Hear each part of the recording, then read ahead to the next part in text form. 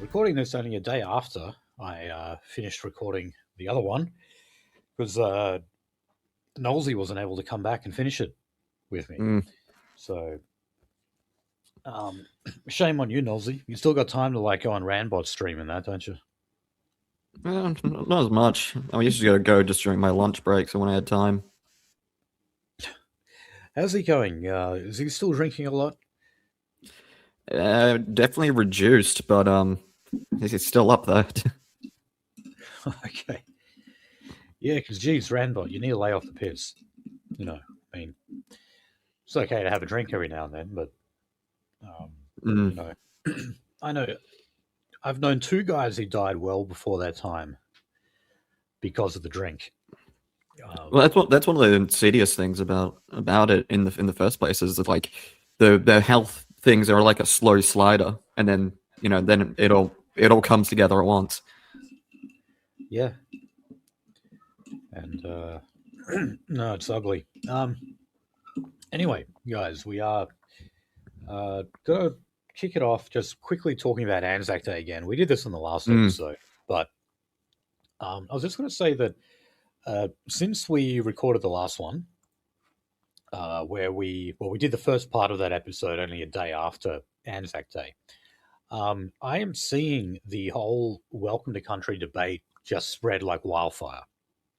Oh yeah, and you've even got a lot of conservatives, like on Sky News. I was just watching Peter Credlin talking to Tony Abbott earlier, and they do the usual politically correct line where they're like, "Oh, Anzac Day is not a place for political statements," things like that. Barnaby Joyce said that. It's like Anzac Day is not a place for political statements. What are you talking about? The Anzac Day is a political event. You're talking about commemorating the soldiers who fought and died for the state of Australia and the government that we have here. If that isn't political, I don't know what the fuck is. And it's particularly stupid coming from him, considering that his party turns their back during the Welcome to Country in the Parliament. Oh, yeah. So, retarded thing to say. Now, that seems to be what conservatives at large are saying. Like, they're like, oh, look, we may not like the Welcome to Country, but don't boo on Anzac Day because it's disrespectful. That's the quote that they've fallen back to. I've seen that all over Twitter. Yeah, but I've never seen so much talk about it. I mean, the last time I saw a little bit of debate surrounding Welcome to Country and acknowledgement of country was after the Voice referendum was thoroughly defeated. Suddenly, people realized, hey, all of this ABO stuff, it's actually not very popular. And those bloody acknowledgements of countries they do every time before we start a meeting at work, I'd like to get rid of them. And so I saw a little bit of commentary, from the Murdoch press about that. I saw a bit on Quadrant as well. But then it just sort of disappeared again. And, ever since then, we've had the South Australian Voice. We've got the treaty in Victoria. We've got the truth-telling stuff in Victoria and elsewhere. And then, all of a sudden, this Anzac Day rolls around, and following the example of Jacob Hassant, people decided to boo the Welcome to Country en masse. Because remember, originally, it was only Jacob Hassant and two of his mates. Right? Yeah. But that set a trend. It ignited a wildfire. And the only reason why there is now so much debate and serious conversation about actually stopping the Welcome to Countries, or at least limiting them, is because of, well, those evil Nazis who set the trend last year. Uh, you need It's white terrible. It's nationalism. almost like what they did was popular. It's almost like that, isn't it? Yeah, you see, uh, it's so true that like the idea that white nationalists just say what you're thinking so much of the time. You know, it's like everyone has these thoughts that you're told are racist or unacceptable or anathema. But when someone actually goes and expresses those points of view, and you think, yeah, I agree with that, suddenly you're not so afraid to actually speak up, to be vocal about what you believe in. And that's exactly what has happened here. It's exactly what's happened. Well, look Um, at what happened pretty damn soon after the fact. They basically banned the guys as a political organization, and even in some cases, have banned them from associating with each other. So, yeah. So look, I think because NSN EAM have disbanded now, I don't have any doubt that the next target is March for Australia and the new group oh yeah, that they're trying to set up. So because naturally people who have been members of other organizations are wanting they're going to want to go somewhere. I think that March for Australia have actually shown themselves to be authentically ethno nationalist. I wasn't really sure, to be honest, like when the first march was organized last year.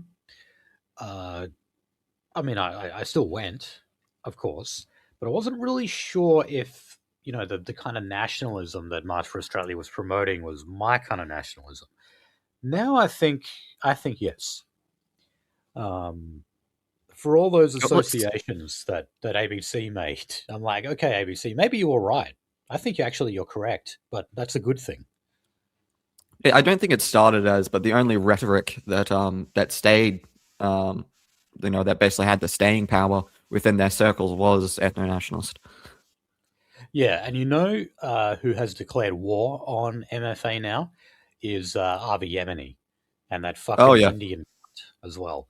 They are going right after them, and that to me is like one of the most reassuring things. It's like, okay, the fake Jewish Indian civic nats hate March for Australia, and you've even got that Indian cunt threatening to sue Beck Freedom for like defamation. Okay, so if they're being gunned at by the Zio conservatives, the Civnats, then they've got my support, or at least they have my sympathy. and with Rashawn, like yeah, like anything he supports, so I'm just gonna reflexively not support it. But yeah, even with Rashawn, he's just a very unpleasant person to look at. Yeah, so is Avi Yemini. Yeah, Um, too. Actually, we've got another story on him coming up when we discuss One Nation.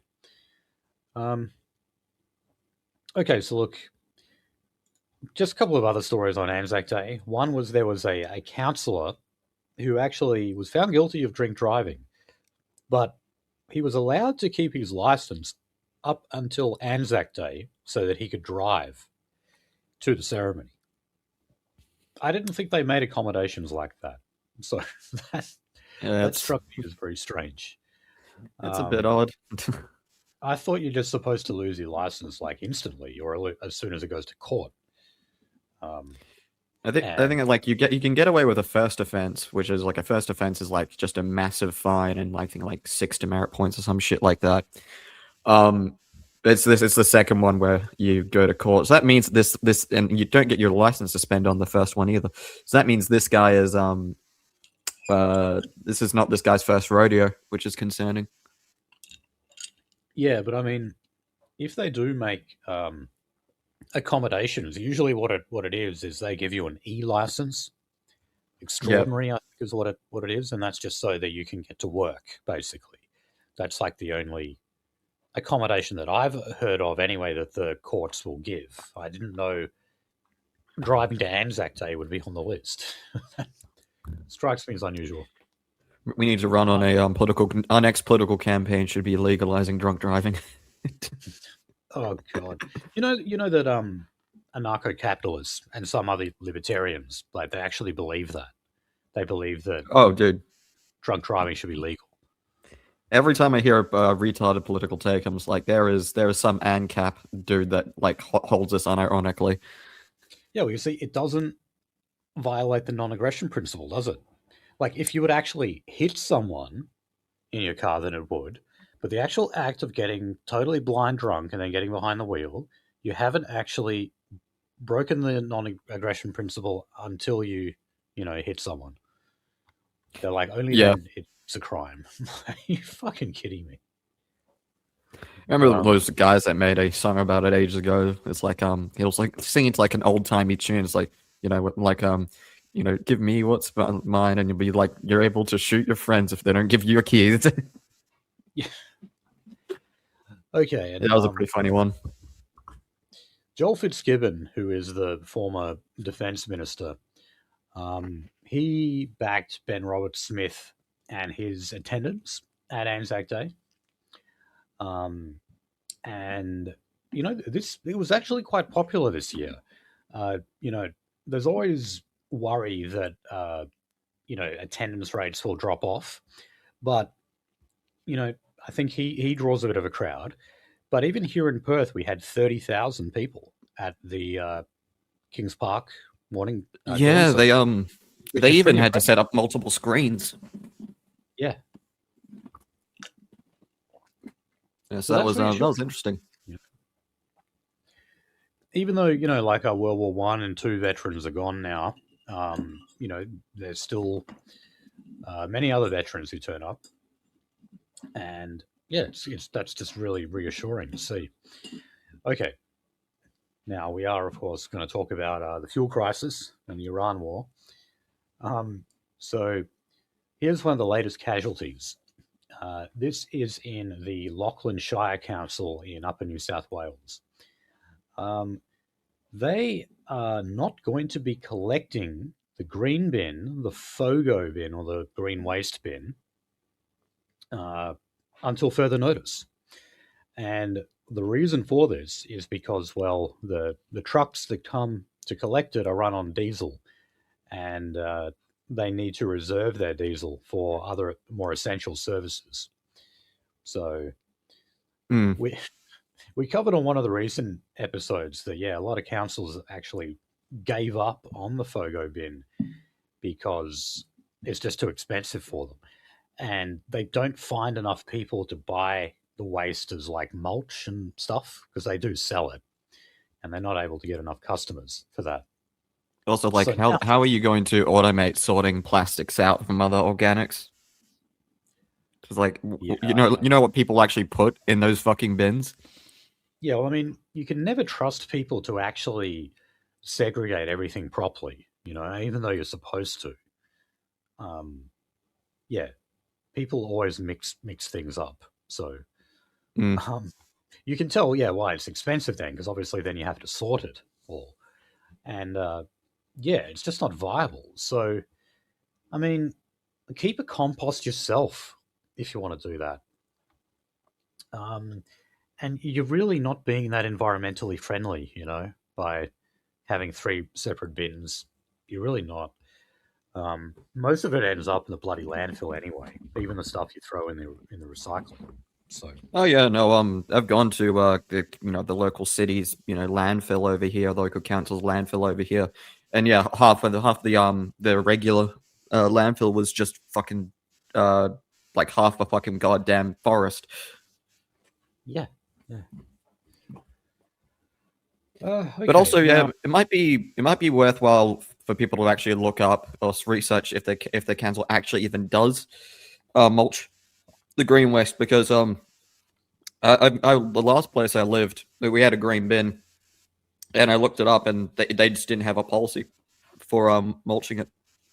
So right, even if you have one, you might not be doing anything anyway. yes. Honestly, if you throw everything in the green bin or your red bin, it's still green for a lot of people. Uh, you know, you that's fine. You don't need to sort through your shit for recycling, is what I'm saying. Anyway, uh, so in terms of Australia's own capacity to refine oil, to provide petrol, provide diesel, etc. We talked about how we previously had 6 oil refineries. We're down to 2, and of course, the one in Geelong went up in flames the other week. So, Well, they still say they can produce, but like it's like okay, how much of a reduced amount? Because the guy that was answering that question is incentivized to bullshit. yeah. So, I mean, for the first time in a long time, there was actually, there's serious discussion about opening refineries in Australia rather than closing them. So, the Albanese government has apparently sounded out energy companies over the development of a new oil refinery in Australia. However, the Energy Minister, Chris Bowen, has since said that it is not realistic to build another oil refinery. Although he said that he is open about increasing the capacity of the 2 existing oil refineries. Well, you're going to have a big problem with one of them, Chris, considering there was a massive fucking fire there. And in terms of production and the other one, I don't know. I'm not sure how that stuff works. But yeah, I mean, if ever there was an opportunity to, open up not just more oil refineries, but say drill for more gas, it's now. So, It was fucking 2 months ago. well, yeah, sure. But it's like when you look at people's concerns, cost of living obviously is always up there, and very, very few people are thinking about climate change right now. Not that we have been exposed in this kind of like vulnerable state where we don't know if we're actually going to run out of fuel or not.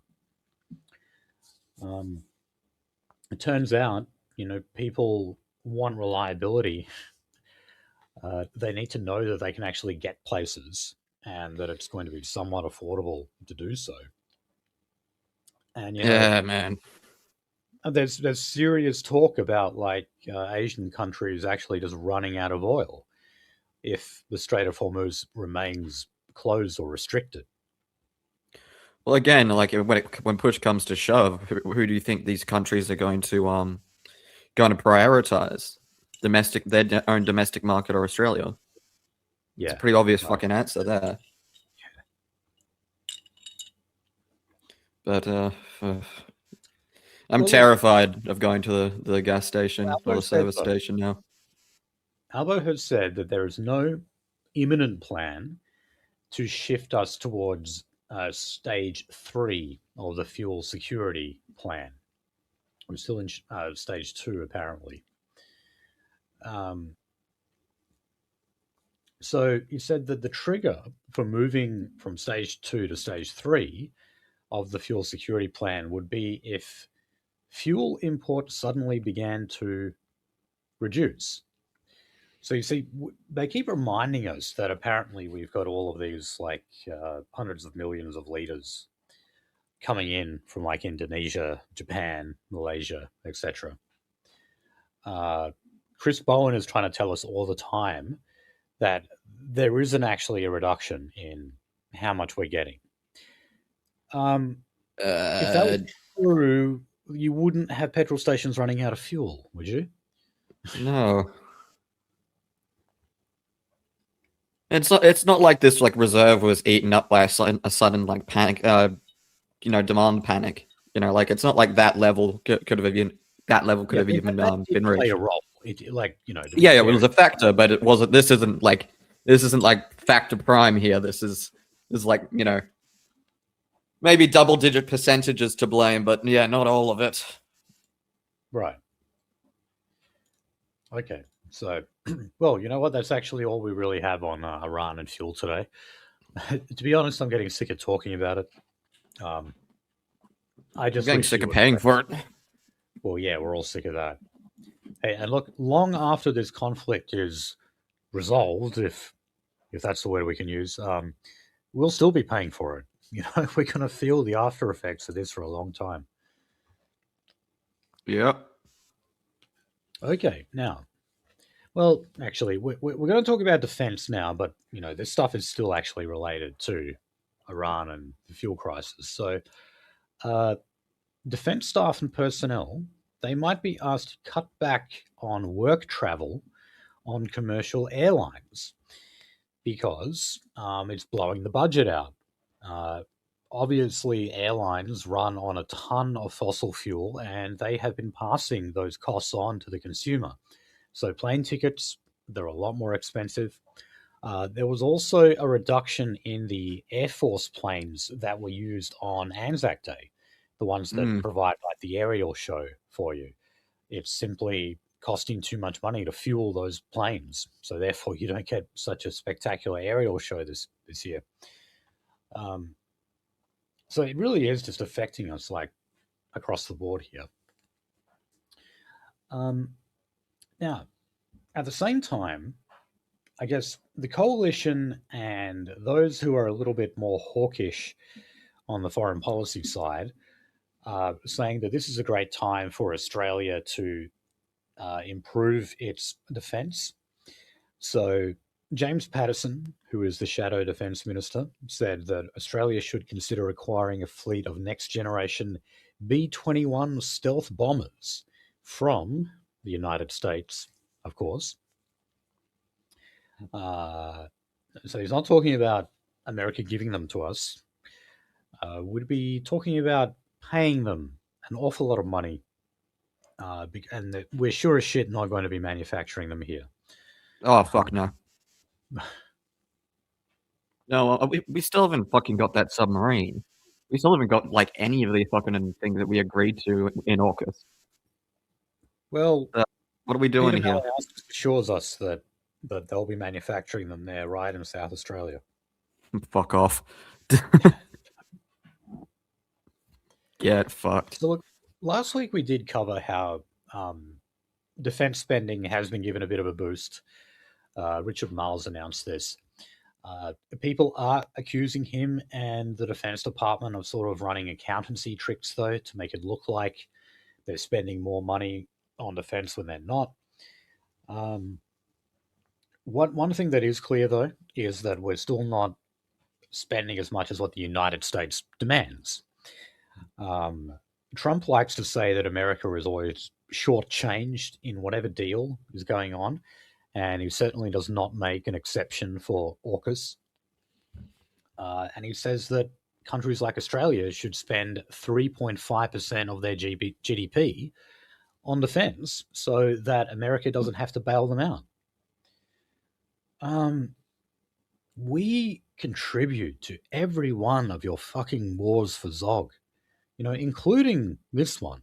All right. Like, technically, Australia is actually at war because we Mm. have sent materials and personnel to the Gulf, That's bus. grounds. That's ground for a That's grounds for being seen as a declaration. Yes, it is. Okay, fine. We're not lobbing missiles at Iran itself, but we're certainly contributing to the war effort.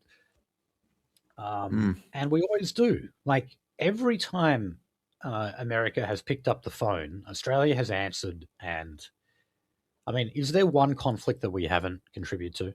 There isn't. There's not a single one. So Yeah, no.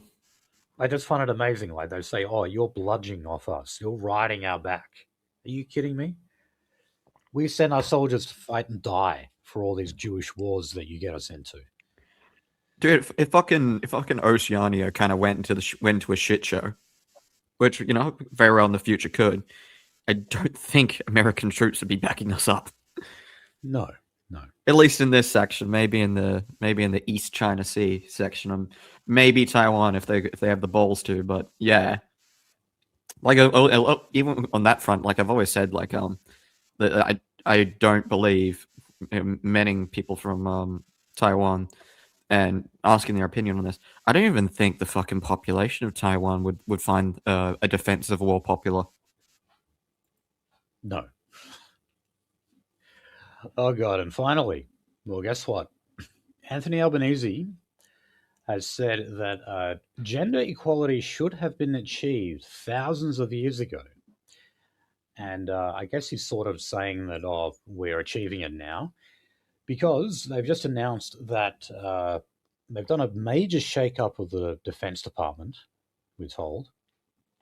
And Industry Department Secretary Megan Quinn is to become the first woman to lead the Defense Department. Yep. So, yeah, there seems to be a bit of a trend. Uh, like we've even like the federal police commissioner is a woman now as well, I believe. Oh man, we're going to the dogs. Even Zoomer said that like Zoomer on Twitter, I can't remember what his at is, was like, yeah, like nation state failure imminent. Yeah, have you seen those videos of like female cops trying to arrest people, Oh and they yeah. just I mean, they're hilarious, but they're just fucking pathetic at the same time. It's like, why? Oh And dude, fucking.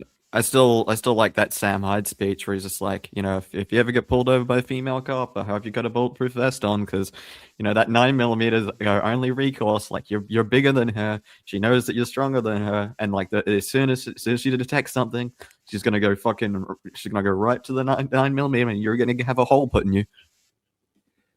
yeah, they purposely lower the fitness standards for female candidates at the police academy.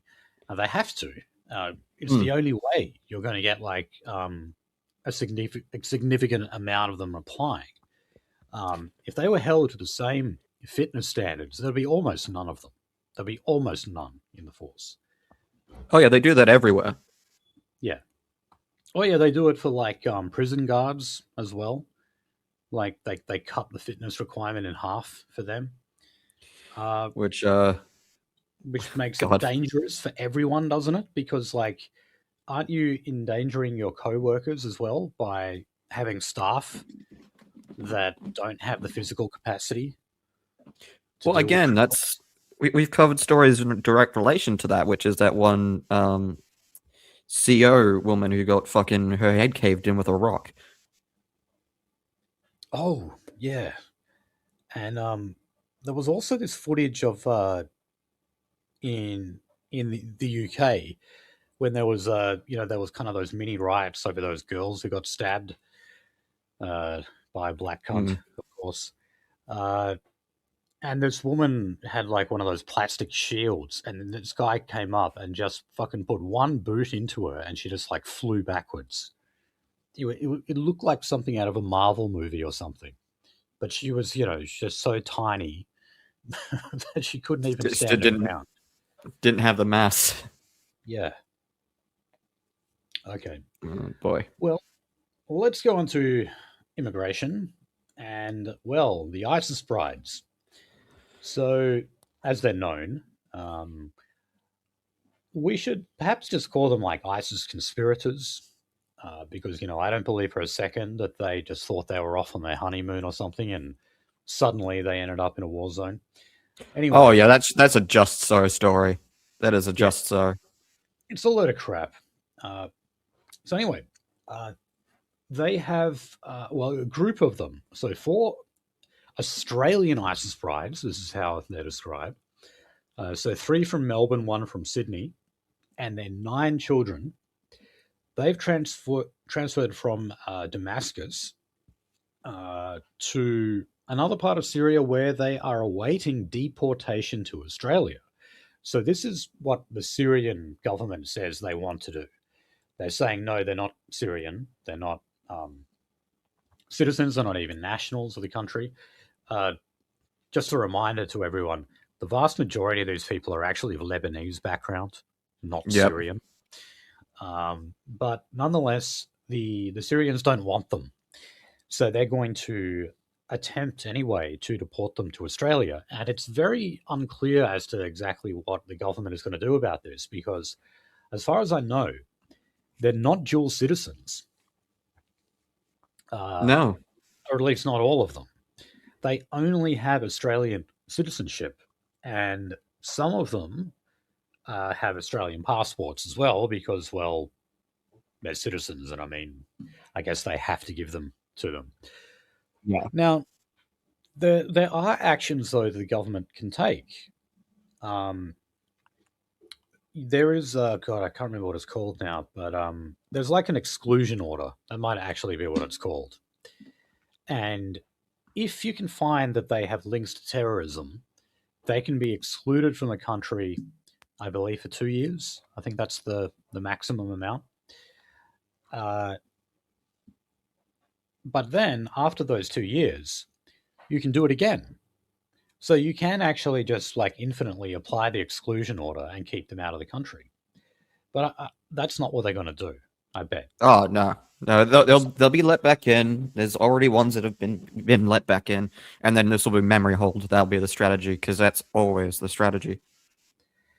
Yeah, and I mean, what if the alternative is that they may face execution in Syria? Yeah, Well, Australian law forbids us from repatriating anyone to a country where they're going to face the death penalty, yep. which means we would have to take them in.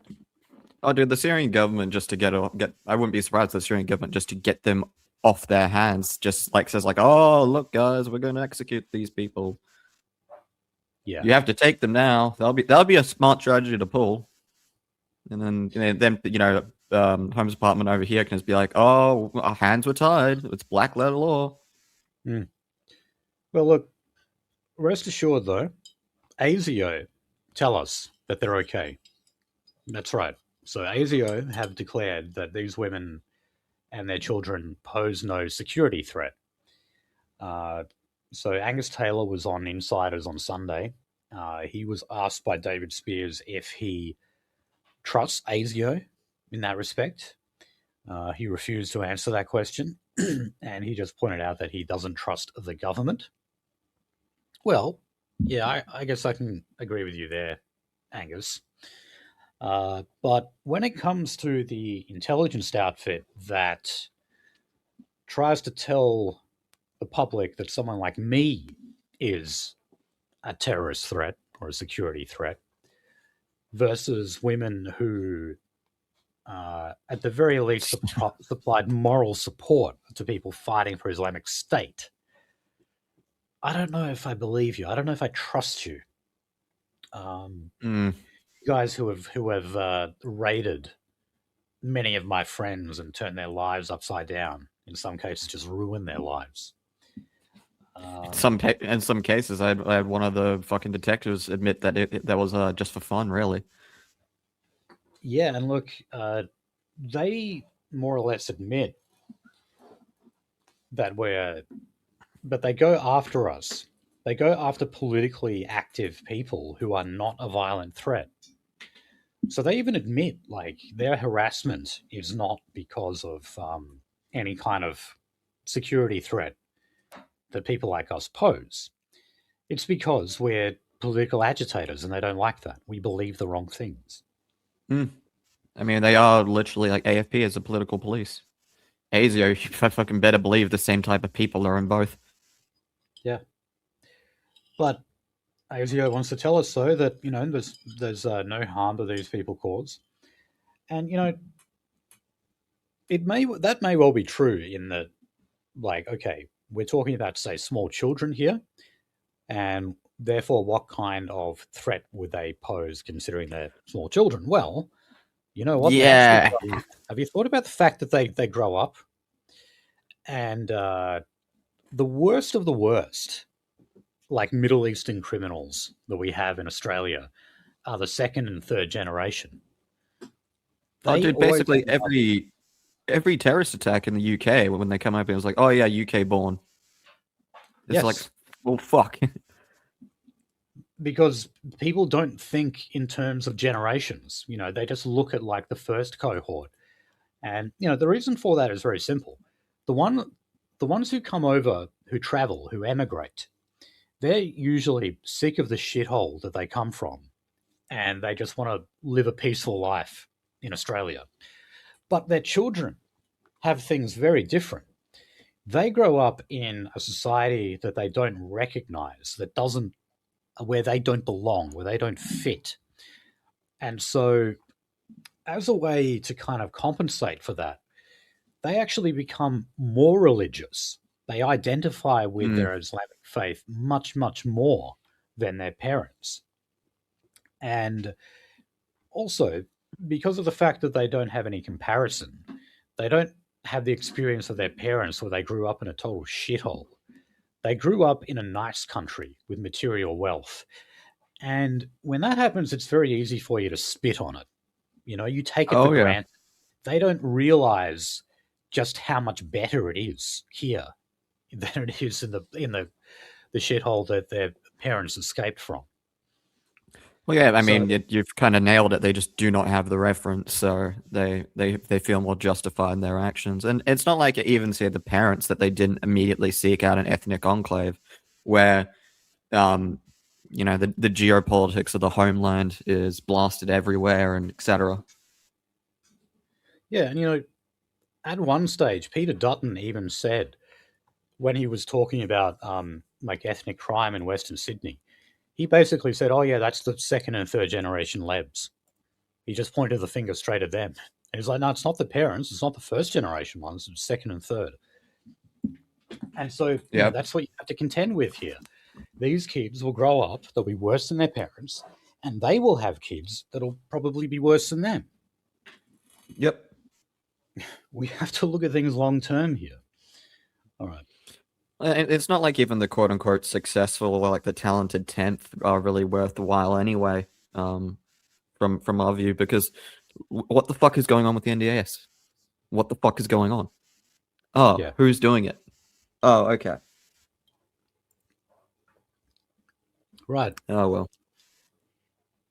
Okay. So, well, not that any of you needed to know this, but the Australian had an article where they interviewed a number of economists, Australian economists, and they were talking about the tax proposals that are on the table for the upcoming budget, which is only a couple of weeks away now, actually. And they said that dealing with things like the 5% deposit, uh, tinkering with capital gains tax, and negative gearing will only have a very, very marginal impact on the economy. And there's actually only one thing you can do to bring housing prices and the cost of living down, and that was to cut migration. Okay, so Wow. even more people here talking about this. We have even more data on it, so I won't go through it all. We know what it is. Um, okay, so yes, let's go to the economy now, and yeah, we will actually talk a bit about the NDIS here. So, as people are probably aware, it looks like around 160,000 people who are currently on the NDIS will be kicked off. The rate of growth will go from 70 billion to 55 billion, and Treasury is now saying that this will deliver more than $37 billion in savings from 2029 to 2030. Now, obviously, that's a while off. Um, we'll have to wait and And that's see. that's still a pretty high rate of growth too, as well. Even the projected reduced growth, that's still fucking high. Yes, it is. And that means that there's every possibility that further cuts will have to be made. Um, they're making eligibility requirements more stringent. Dude, just Um, wait for like in like say like God, I wouldn't even say 10 years. I'd say earlier.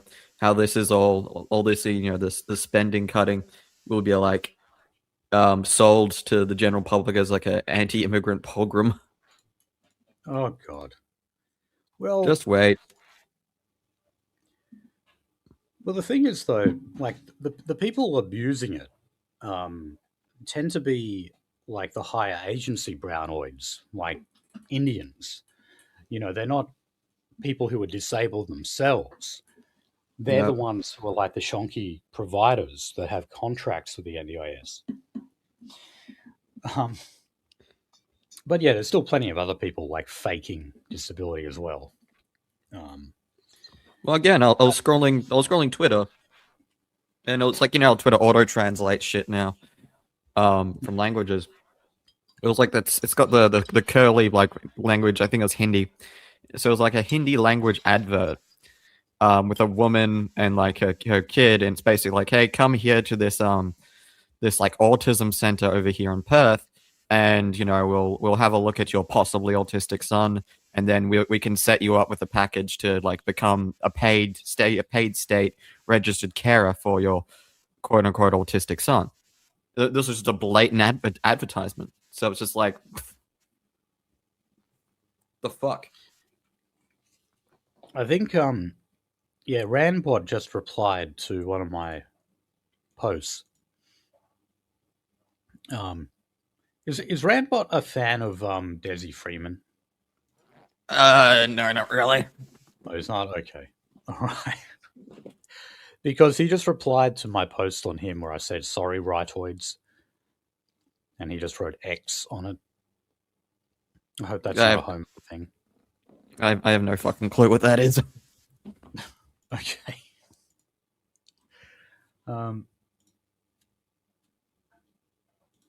Okay, so just talking about general cost of living measures that governments are taking. So in Victoria, motorists will be able to claim back 20% of their car registration fees. From the June 1st, eligible vehicle owners will be able to apply for a rebate on the registration fees paid for the 25 to 26 year. Okay. So registration for a single car is currently It's Jesus, fucking $930. Oh That's yeah, a lot. no, yeah, that sounds about You'll right. get $186 back. Yay. Yeah, I mean, Retro's already been more expensive than it should be for a long time. Oh god, yeah, I remember when I first got my car. I was still high then, but I was like, my first car was like just a little hatchback. And I paid like 300 and something bucks for it, 350. And now a similar vehicle is up near 700.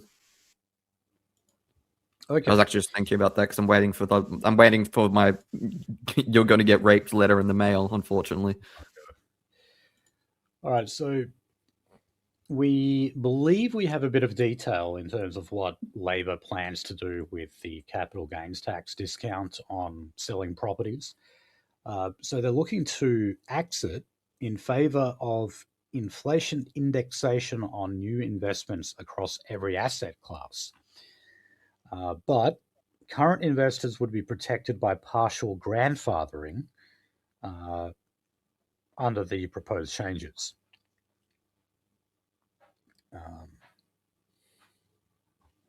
They're also looking at negative gearing changes as well. This is going to end up being one of those policies where it's just like, oh yeah, on paper this sounds like it's going to be helpful, but there's like some statecraft massive backfire thing that happens, like with the 5% deposit. I can see that happening. Yeah. Well, yeah, we've got something on that as well, actually. Yep. Okay, now maybe you heard this rumor that ever since the Strait of Hormuz was closed and Iran started like charging a toll for it, other governments started getting the idea that maybe they could do the same. They're kind of saying, well, why didn't we think of this earlier? So there was actually a lot of talk about Indonesia doing this, and over a strait that Australia does pass over frequently. Australian ships go through this transit zone. But no, it's not happening. So yeah, I was going to say that would be a really retarded thing for Indonesia to do at this point in time. Yeah, it's called the Malacca Strait, which is, a critical trade route for Australia. But Indonesia's foreign minister has said, no, we're not doing that. Sorry, give them enough fucking money. I remember when I was over there in Bali ages ago, there was like these protests because like, Tony Abbott like threatened to cut the aid that we give them. And there was a guy with like a jar full of pennies. And he was just like, oh yeah, Tony Abbott's money, like look how little it is. Like ha ha ha. And it's just like, yeah, but we also paid for all of your fucking infrastructure, you shit. Yes, we do. So it's not about the dollar amount, it's about the total capital, including materials. Yeah, I Shithead. mean, they do actually take up like a portion of our foreign aid. Pauline Hanson has talked about this, pointing out how ridiculous that is. Like, why do we give foreign aid to like an industrialized country? That makes no sense. Yep. Well, we're not a serious country, that's the problem. Yeah. Okay, so back in Victoria, Jacinta Allen has actually done a fairly unorthodox thing, which is she's publicly called for the Reserve Bank to lay off raising interest rates any further. She's just saying that like poor people are doing it so tough at the moment that they just can't bear to do that. A political leader is not supposed to be saying things like that. They're supposed Yep. to recognize the independence of the Reserve Bank and also not to compromise that independence. So you making a comment like that, that can be seen as pressure, which could compromise the independence of the RBA. So, you're not supposed to do that. Yeah. Um, They're I going don't to know. raise rates anyway. I mean, that's just gonna fucking happen. Yeah. So she's saying this while Labor is going to tap into a future surplus to bankroll cost of living measures that cost over $1 billion. So this is the 2026 to 27 operating surplus. In other words, like projected future savings. So we're spending savings that we haven't saved yet. It's basically what What? they. Yes, I mean, wrap your head around that. Look, translation: Victoria is going further into debt. That's what that means. And yeah, they have more debt. I believe they've got more debt, like on a per capita basis, than the Northern Territory does, which is pretty amazing. Jesus fucking Christ. And it's not Yeah. like you can really collect money in the Northern Territory, considering its residents. No, no. And You a lot need of a actual lot of the taxpayers, not yeah, just a lot tax. of the even the ADF up there, a lot of them they're not registered for tax purposes in the Northern Territory. So that basically leaves the only other demographic which don't pay tax. I know that there's a ton of people in the Northern Territory and the north west of WA as well, where legally they don't even exist because there's no Yeah. records of them. They get born under a fucking gum tree or something, and there's no record. There's plenty of Aborigines who actually live and die as if they never existed, legally speaking. Yep. Um, okay, now in WA, our next budget is set to confirm that we have collected more than $20 billion in iron ore royalties. So that is over and above the projections that were previously made. So yeah, this is obviously part of commodity prices going up. Every time they go up, WA usually is a beneficiary. Um, Certainly, our resources companies are doing very well. Um, in terms of that money being like filtered back into public infrastructure, I'm not sure if we really do that so much. No, not really. And yeah, this is money that is completely separate from the GST. So that means it's ours. It's just WA money. As it So should that be. No, that always causes problems. That always just causes arguments. so after the past decade, Australia has raised over $90 billion in royalties, which is just under $30,000 for every man, woman, and child in WA. Compare that to Victoria, Last year, they collected $151 million in royalties, which is about $21 per person. So, yeah. Hmm. And so, everyone who wonders why we get so much more GST, well, no. Obviously, those aren't GST figures, but it gives you an Yeah. idea of how much we must be paying when you have transactions like that going on. Okay. Oh yeah. All right. So, just last story on the economy. Here was another article where they interviewed a bunch of economists. They also interviewed former Treasurer Peter Costello. And they were talking about accounting tricks that governments often use. They didn't mention this, but my favorite one is the unemployment rate, about how that Oh never yeah. gives a real idea of how unemployment is going in the country. Well, in this one, they were talking about underlying deficit versus headline deficit. So the underlying deficit is $34 billion by next financial year, it will be. But the headline deficit is more than $62.7 billion. Now, when they talk about the headline deficit, this is where they actually take into account future expenditure. So the government, when they tell you that the deficit is X amount, very often they're not actually taking into account what they're planning to spend money on in the future. Yeah. So it's another accountancy trick, and not a big surprise that the government engages in it. Now, I don't know, but I assume that Peter Costello, when he was treasurer, probably did that himself. Probably engaged in, some fiddling of the books. Well, it'll be one way to know about it. Because I think he just delivered, like, every year he had a budget surplus, I think, if I remember correctly. But he was very lucky, though. The time suited him. This was when Australia had its first real commodities boom. It was like the early 2000s when that started. Mm. And the Howard government was just riding that wave, essentially. Dude, Howard wouldn't have been in for too many more terms if he didn't fucking ride that wave. And then we hyper specialized our internal economy for fucking resources. That was a mistake. Yeah. Okay, so housing.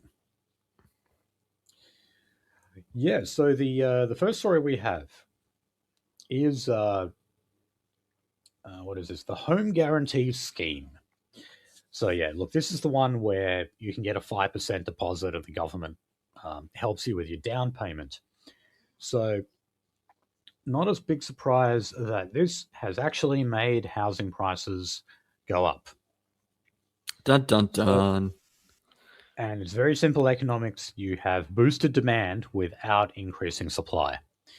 Now, while you can arguably say that, all right, but that still helps people because it makes their overall mortgage smaller for them. Okay, fine.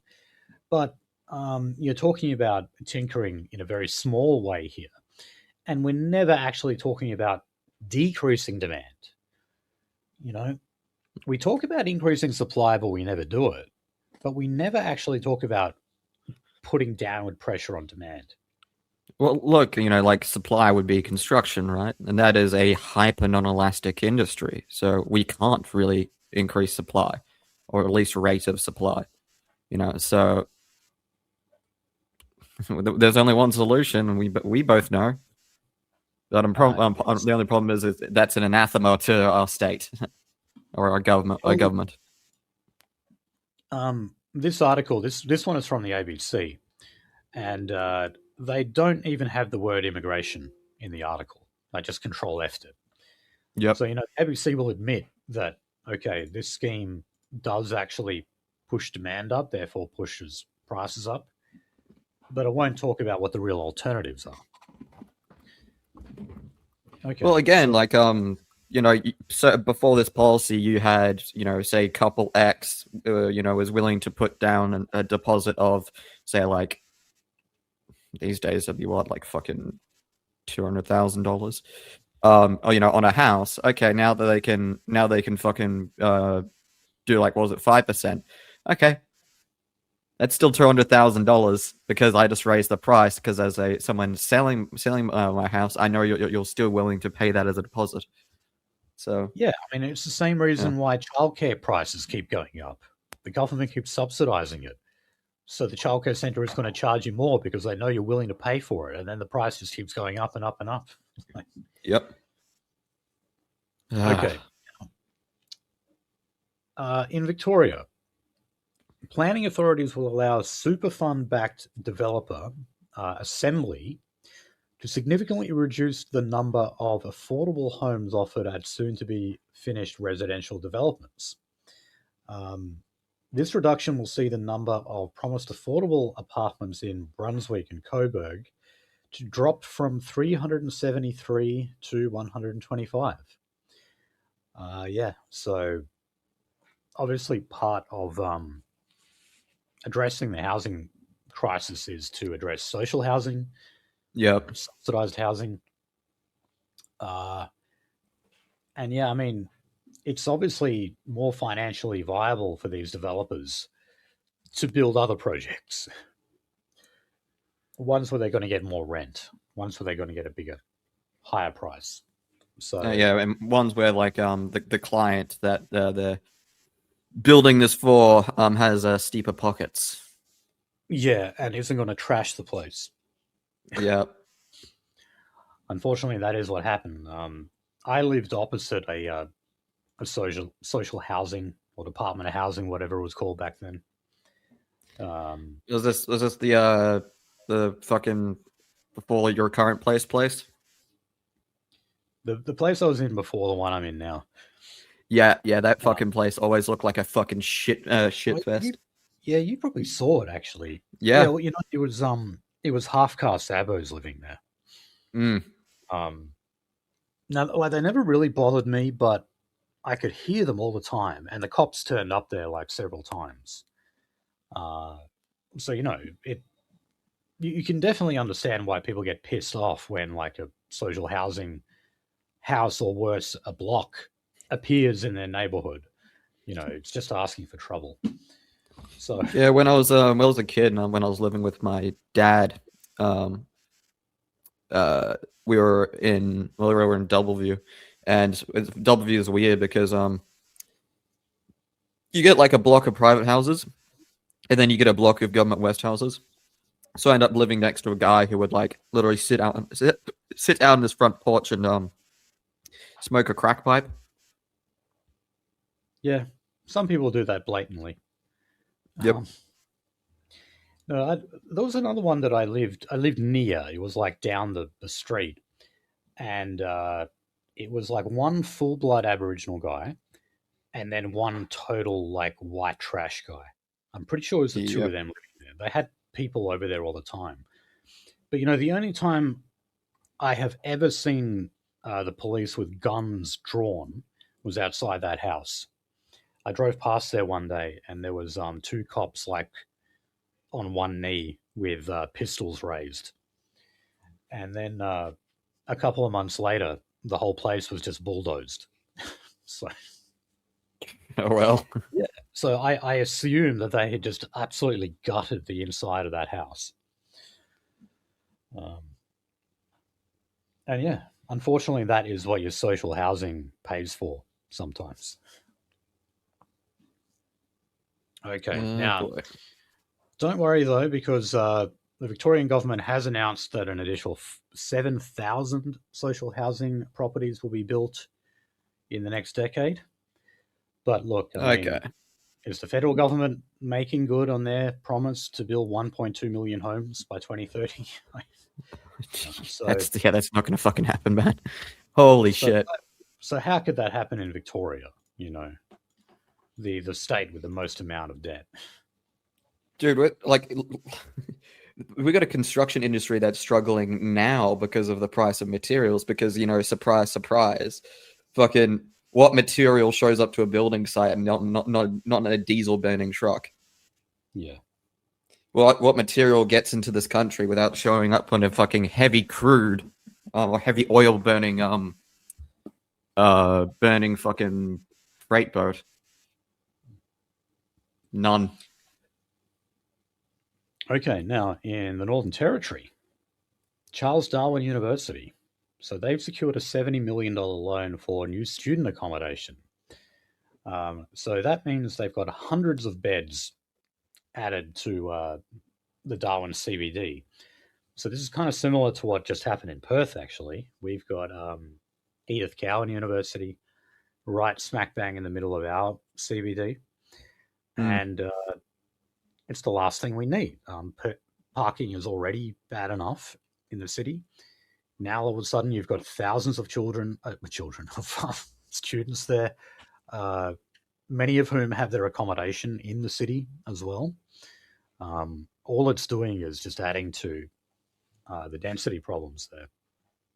Yeah, it's not like the fucking Yagan Square area was like fine beforehand, before this thing showed up. I remember like anytime I had to go there, anytime I had to go like, Forest Place and whatnot, I would like pray that Rain Square had some spare parking left.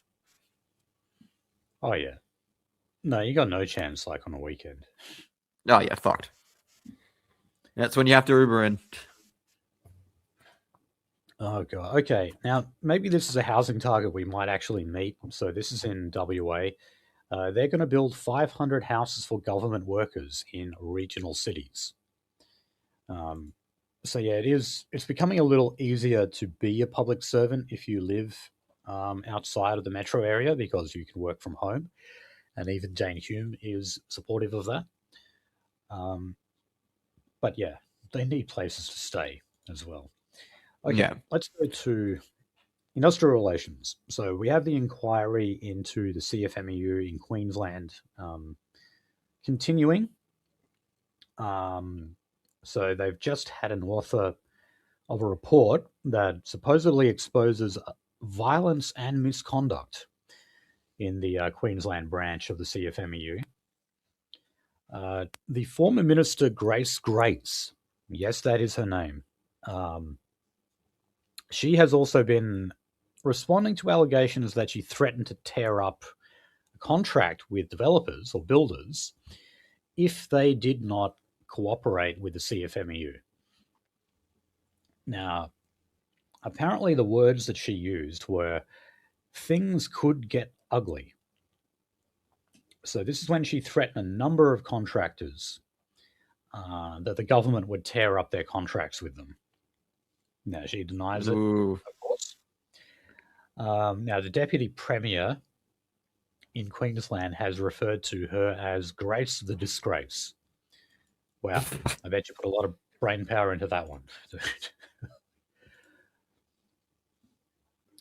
A bit of a let up with the name, unfortunately.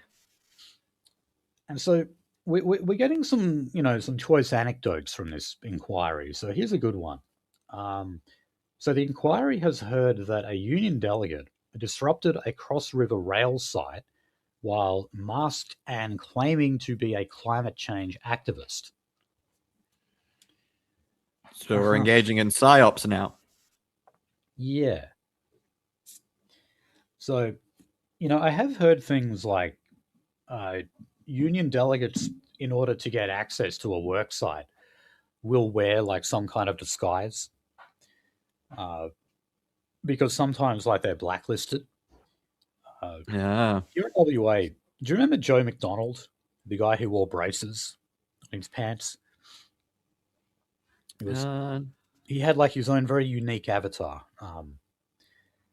He was seen as like one of the more militant union leaders, and he was banned from several building sites in Perth, and he was known to wear like disguises, like a fake beard or something, and enter the work site.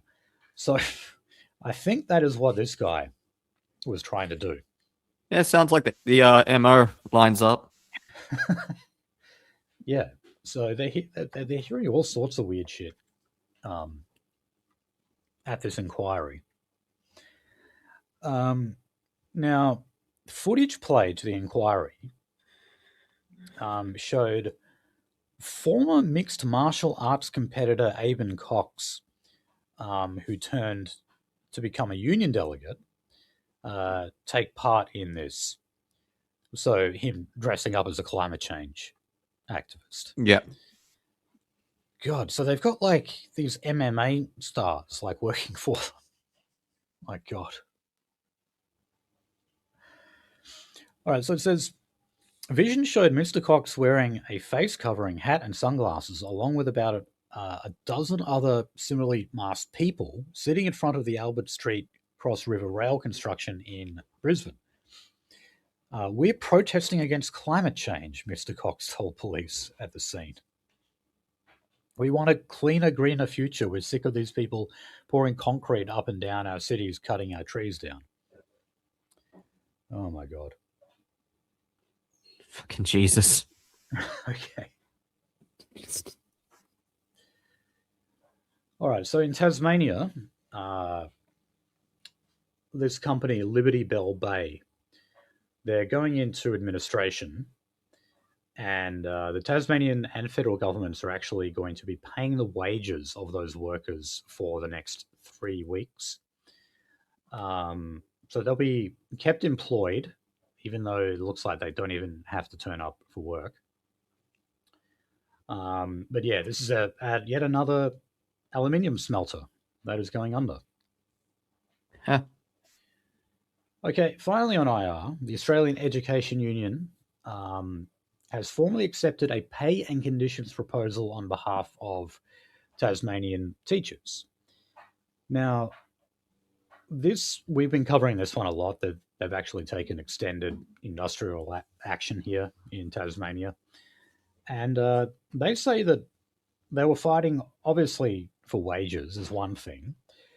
But when they talk about improving conditions, one of the things that they're frequently bringing up is violence towards teachers. And, this is a very new phenomena in Australia, I think. The idea of a student assaulting a teacher. Well, it was basically unheard of, I think. and we imported a whole bunch of young ferals. That's different now. Yeah. Historically, it used to be the teacher that abused the student, but tables have turned. I mean, I think they're sort of used to it in America. I mean, some schools in America even have metal detectors. Oh yeah. Some schools in America, because in America they allow you to uniforms aren't as common, so they allow you to dress, but then there's like dress codes to kind of stop gang related activity and gang affiliations. Okay. All right, so let's talk about the NDIS. The ABC had an article saying that people with autism who have lower support needs will be the largest cohort affected. So they're going to make up a large number of those 160,000 people who will be moved off the scheme. So they're going to be using a new assessment tool. So that will decide who accesses the NDIS based on support need rather than a diagnosis. Yeah, so this was the problem that they had before. Like, you would just get like a general diagnosis for something like, say, autism, and then automatically be entitled to whatever service or products. Well, the problem with that is that, again, using autism as an example, there's a very wide spectrum there. You've got people who are just completely dysfunctional and fucked with autism, and then you got other people who are high functioning, as they say. So maybe it's a little bit awkward. Yeah, well, they're the people I think just don't have autism at all, but that's another story. Well, again, harkening back to that Hindi language ad, that was literally the premise. That was literally what their business model was based on. Yeah. And yeah, I mean, look, if you're someone who has so-called high functioning autism, do you actually need the NDIS at all? Because I don't think you do. What the fuck do you need it for? High functioning uh, autists are able to get an education, they're able to work, they are even able to interact and socialize. Like, what the hell do they need the NDIS for? That makes no sense to Mm. me. So, if we're talking about those people being moved off the scheme, that's a good thing. Why should we be paying for that? Um, Well, that's the question. yeah, so look, this is called the Objective Assessment Tool. This is what Mark Butler, the Health and Disability Minister, has called it. So he said it's going to be produced with input from advisory groups, people with disabilities across state and territories. So the new system would scrap the access list and instead consider what levels of support a person required based on their ability to independently manage everyday tasks. Yeah, and I think a high functioning autist can manage their everyday tasks uh, quite easily. Okay, now going to the Australian, they're saying that what's going to happen now, you're going to have around 400,000 people who are going to be subjected to IQ tests, cognition, and social behavior tests. How about that? So, There we go. yeah. Just act like a complete invalid. That's all you need to do. You pass the invalid test. Yeah, but they get people to like, with training to kind of sort that out, don't they? Um, Mm. like I don't think it's that easy, just to like pretend you're a retard or something. Um, but anyway, this does show how uh, assessing people was pretty shitty before. It sounds like you were able to just get like a doctor's referral or something. Now they're actually going to go through proper rigorous testing, and look, I don't see anything wrong with that. So if a lot of those people get moved off it, that's fine, as long as if they're capable of looking after themselves, they don't need the bloody NDIS. And I mean, if they're unemployed, well, they can just go on Newstart, can't they? Or whatever we call it now. You know, Yeah, why do you need a dole plus something else? that's just how we do it these days, Finian. That's just how we do it. Okay. Um, okay. So now on providers. So we mentioned last time that they're actually looking for around 90% of providers now to be registered. In other words, regulated. Um, it's amazing that we didn't do this before when you consider that all providers in aged care are registered. Now, they're also going to be expected to abide by completely new rules, which I suspect is designed to stop people ripping off the system. Um, so, yeah, they're looking to introduce that legislation in the coming months. Okay. Well, I mean, let's see how successful it is, because we're definitely at the level of like ethnic mafia territory when it comes to this system. So sometimes those little families, those little ethnic enclaves, they know how to pull some strings. Yeah. So we Okay. shall see. Now, well, look, Mark Butler has told us, though, that when it comes to people with what they refer to as psychosocial disabilities, he says, don't worry, the funding for that is not going to dry up. So um, he said that there's recently been $10 billion allocated to that fund that is supposed to actually be matched 50-50 by the states.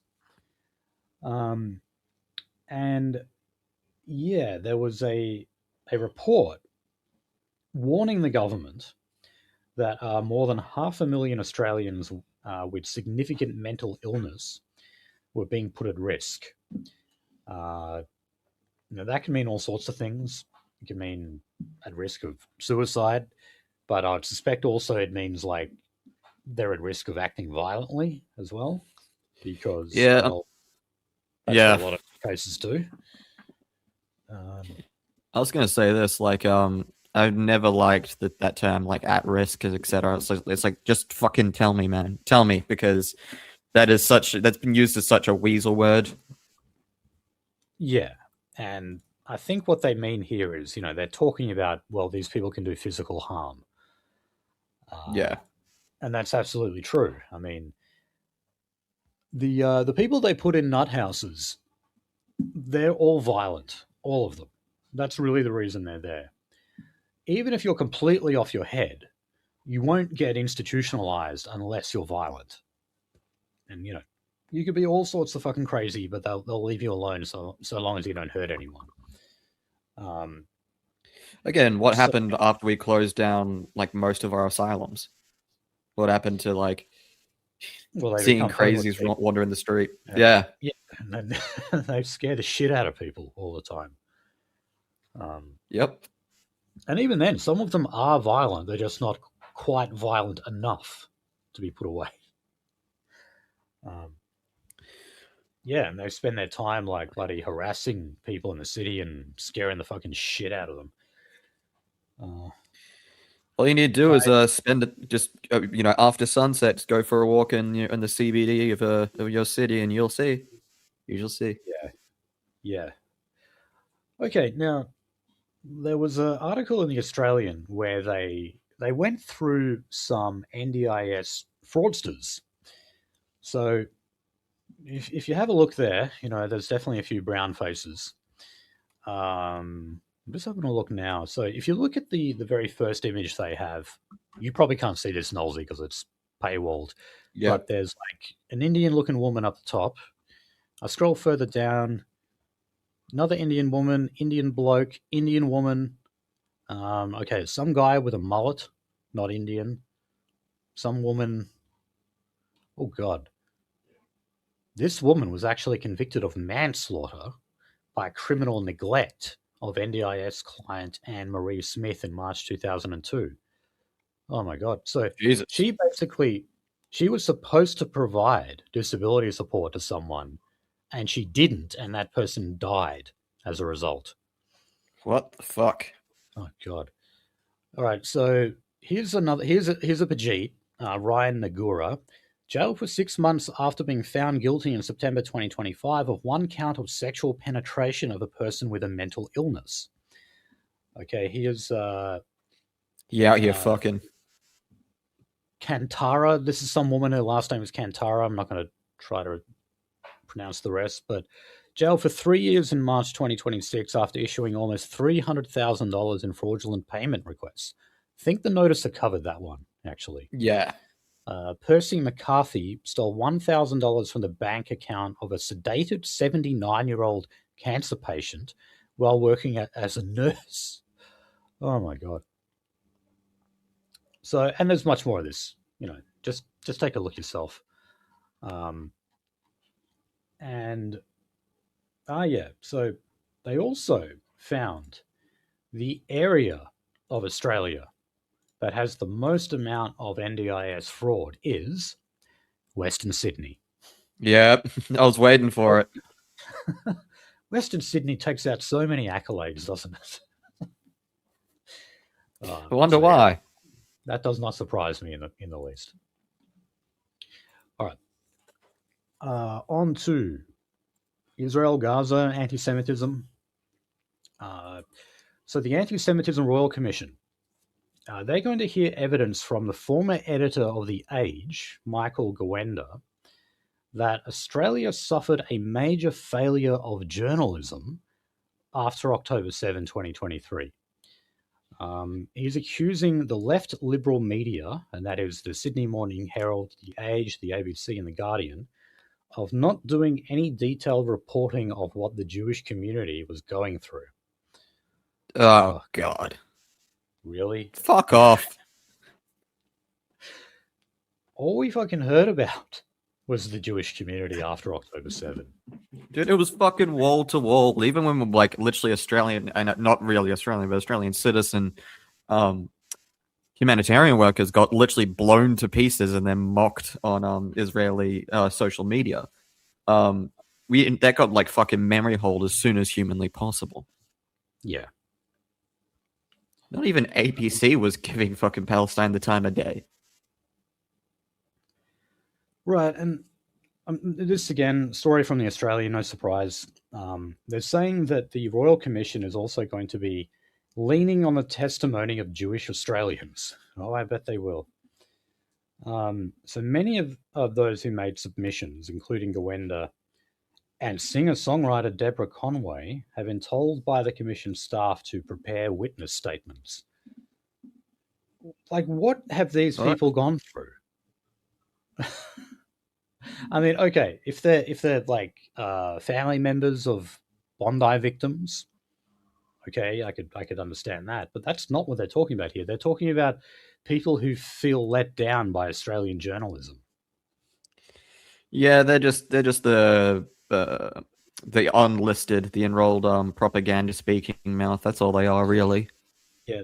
Well, look, ever since October 7, or maybe I should say, ever since Israel's reaction to October 7, Israel and Jews globally have been going through a PR nightmare, and that's of their own doing.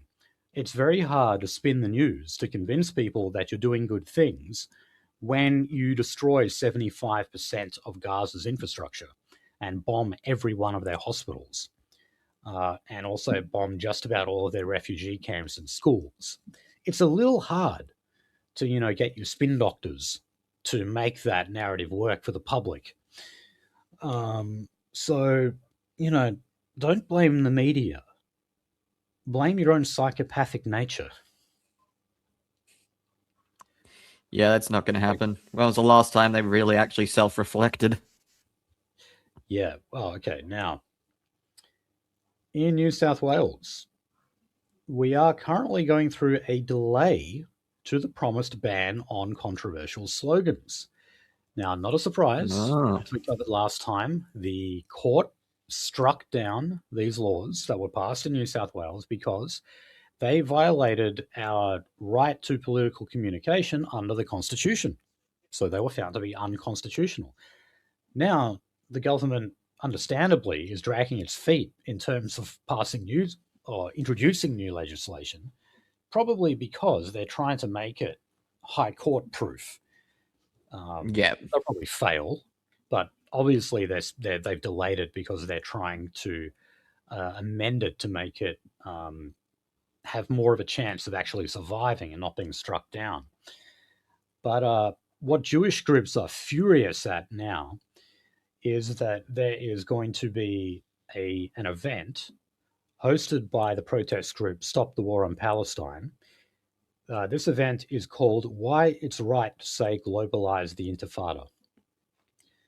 So, Jewish groups are basically saying that this group is rubbing their noses in it, saying, like, haha, those laws haven't passed yet. Here, we'll actually hold an event with the controversial slogan in the title. And Yeah, so, let's see if what's gonna lose out first is, are you gonna be able to generate enough screaming and crying and pissing and moaning to have, like, what was it, the fucking governor ban the event? yeah, but look, Or is how stupid and preposterous the laws you're actually fucking wanting yeah, to get through and get done, is that gonna right. win out? So let's see. I think it's gonna be the first one personally, just because of the history of all of this shit. What is funny about this is also that this is the first time where I've seen these Jewish groups genuinely pissed off at Chris Minns and the New South Wales Labor government, because up until now they have been completely compliant, just passing whatever demands they give. But this time, this is not because Chris Minns doesn't want to do it. He does want to pass those laws. Of course he does. The issue is that he's actually trying to make those laws court proof. So, Yep. but the Jews are saying, no, you need to pass those laws now. And they're like too stupid to realize, no, those laws will be struck down by the court. You idiot. Like, Then we don't That's get to why they're delaying retry. it. They're actually trying to increase your chances of holding on to those laws. Well, they won't listen. All right, so on to climate and energy. So there's a lot of talk about this 25% proposed tax on gas exports.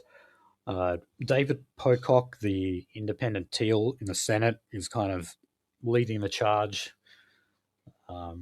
He's sort of become this gas to tax warrior lately. So anyway, you had executives from the big resources industries in Senate estimates the other day. So one of them, oh god, I can't remember. They had a CEO. Oh wait, yeah, Cecil Wake. So Okay. she's presumably one of Australia's richest people, I'd say. I think she's from Shell. Yeah, she is. Yeah. And well, look, they're just saying that the 25% tax would just ruin them. Now, obviously, this is a debate we're having that's been made more salient by the fact that, yeah, we're running out of fuel. And people are waking up to the fact that we actually do have very large gas deposits here. And really, what we're saying is, well, look, if we can't supply our own market, if we can't actually produce enough gas domestically, then why on earth are we at least not making some money off the gas that we export? Yeah. I think that's fair enough. Now, David Pocock has been making a lot of comparisons to Norway, who have a sovereign wealth fund. I've heard like fantastical figures thrown around. They're probably exaggerated, but you hear things like, oh, they've got $3 trillion worth of sovereign wealth that they make off their oil and gas in Norway. Why don't we do something similar here in Australia? The I'm coalition not kind of entirely argues, sure. Yeah. yeah, they say like their system is actually kind of different to what you might think. Yeah. I mean, it's a sovereign wealth fund, whereas this is just a straight out tax, just a tax on goods. Um, but look, I don't think Alba is seriously going to consider this. Because why didn't we do Did it before? Uh, I think they will consider some kind of plan to increase reserves. Uh, we lead the way on that in WA.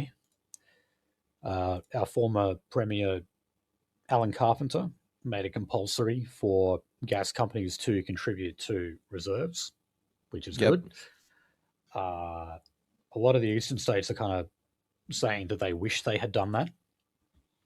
So it Well, would make there's a sense. lot of moves to do that now over east. That's. Yeah, it But should yeah, have been done. again, like that's too late. Yeah. Now, the coalition, including the Nationals, don't like this. So even Matt Canavan, who, likes to kind of talk himself up as more of an interventionist, he wants more government action in industry. Even he is opposing this. He says it would kill the industry. Um, Look, I would say that we just need some kind of incentive structure to keep the gas in Australia. Um, so Yeah, we do need more domestic trading of gas. That's the bottom line here. If taxing yes, is the way forwards, then maybe we need to do that. well, that's the thing, and I'm just not sure if that model would work. I'd really have to sit Mm. down and look at the details on this. But if we're talking about only implementing the tax on exports, and that encourages more domestic production and sale, well, that would be fine by me. And let's use that money to actually, go into Australian superannuation. Yeah, Um, there we go. all right.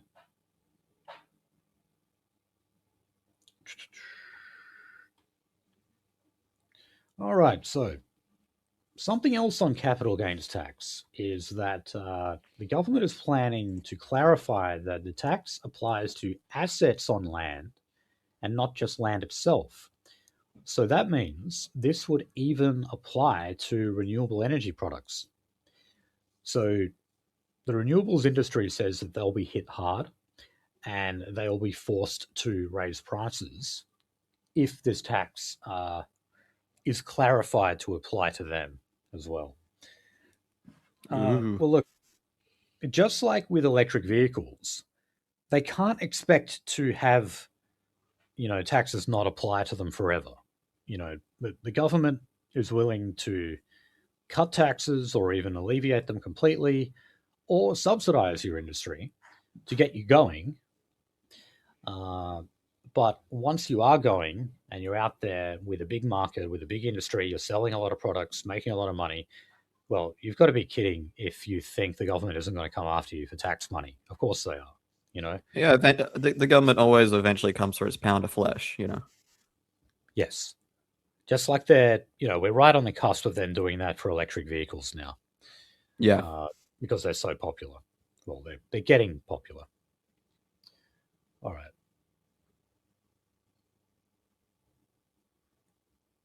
All right. Let's just reading. I put some boring stories in here. We'll skip a couple of them. Oh, here in WA, our mining town, or I should really say former mining town of Collie, um, they have only two coal miners left there. I don't know how much Jesus. they had previously, but it was a shit ton more. But anyway, they are both looking to close down, and they're going to sack what workers they have left here, which they say is 70 to 100 workers. But the government is calling on them to merge and to stay together, and they'll also contribute financially. So you see, Labor spent years absolutely hammering the shit out of the coal industry in WA, and then suddenly they realized they went too far because Literally, they all started this attack with the learn to code, my man. That was disgusting. right, We covered that at the time, but it was disgusting. they did, yeah. We're talking about people who like coal was basically the lifeblood of Collie. It was a coal mining town. That's just what it was. Everyone worked in some capacity, like something to do with coal. And yeah, we had fucking inner city green trendies telling them you just need to learn to code. Fuck your dirty coal job. You just need to get behind a computer. And the irony of that Then is, of those, course, learn to code people are now put out of work because of AI. That's yep, another story. and the Infinity Indian people who will literally work for the minimum you can get away with paying them. Yeah. But you see, these two miners are saying that things just aren't financially viable for them because there is reduced demand for coal fired power. That reduced demand is entirely artificial. It was created by the government. Um, there was plenty of demand for coal fired power before, plenty of it.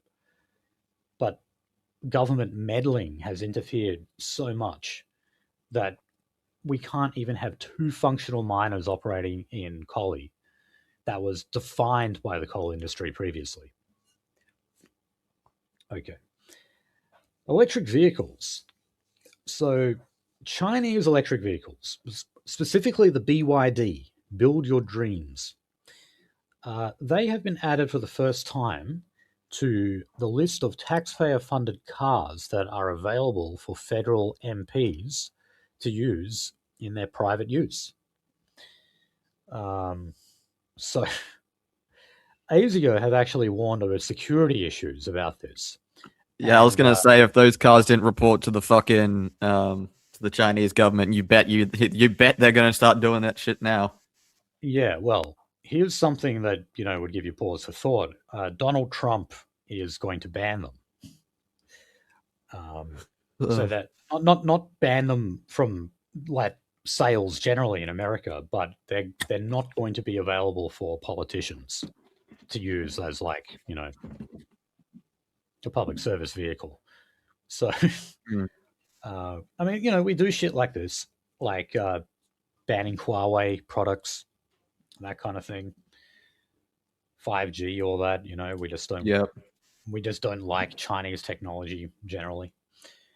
Um, but interestingly, now EVs and hybrids, they make up 17 out of the 22 vehicles available to MPs, funded by the taxpayer.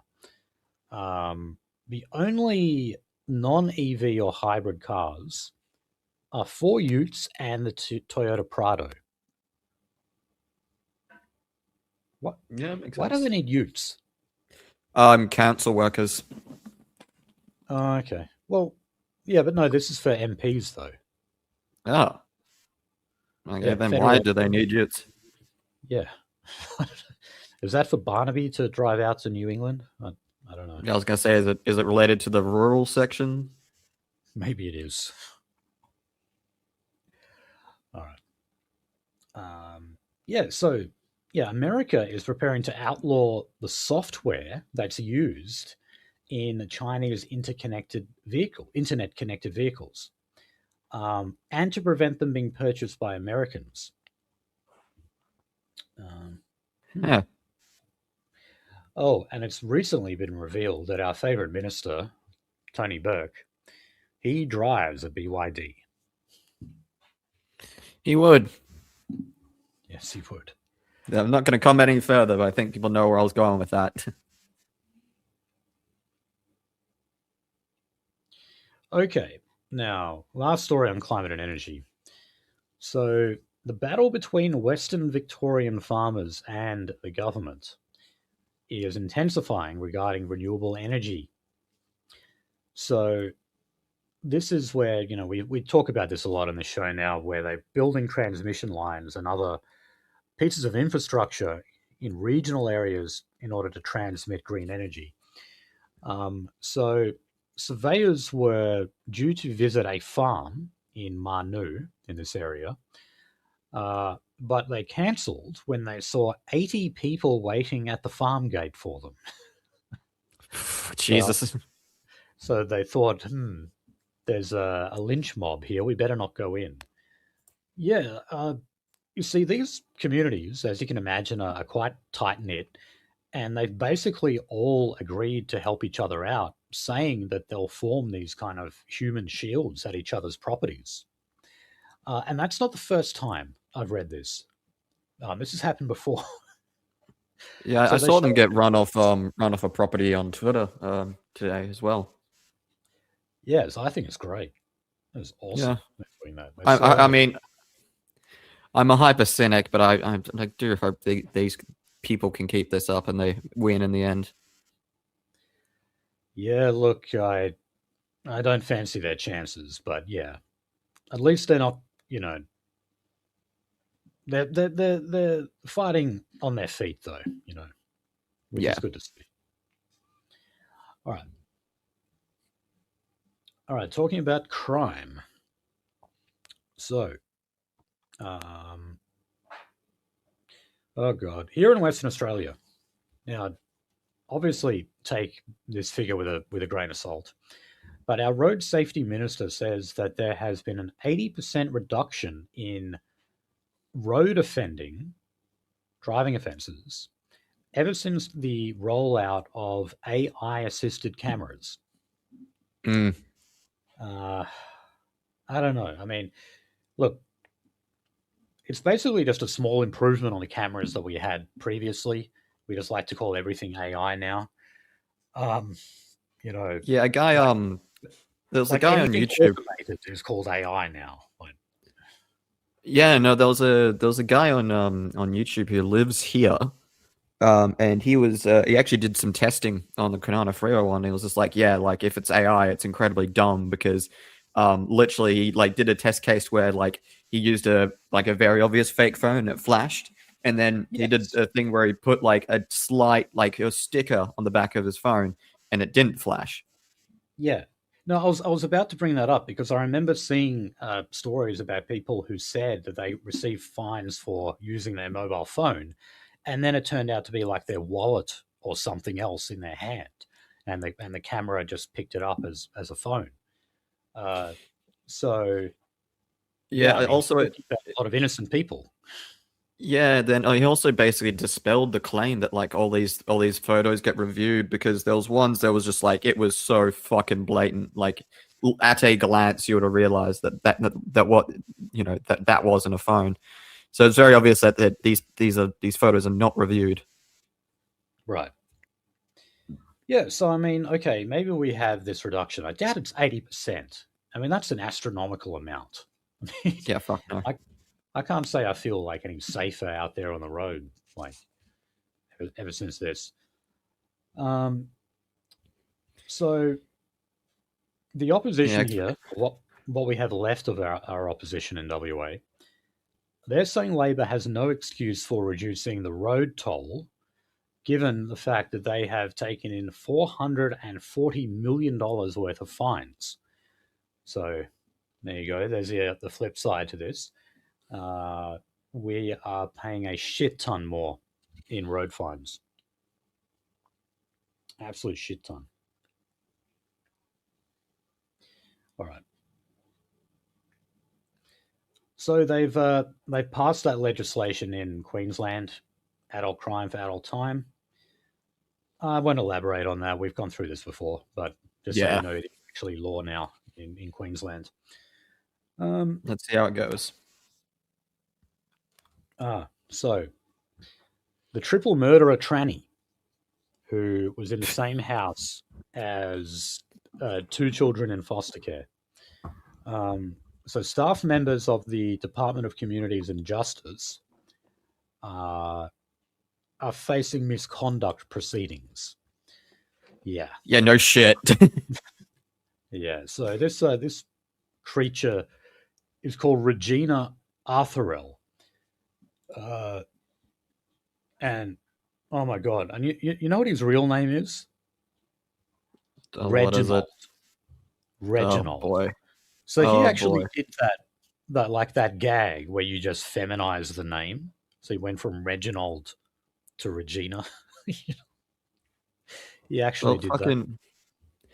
fuck it. They go one of two ways. It's either yeah they do that, or they make it some borderline drag queen esque name. Yeah. But this cunt killed three people, Yep, and he had foster children living in the same house as him. How the fuck did that happen? that's a good question.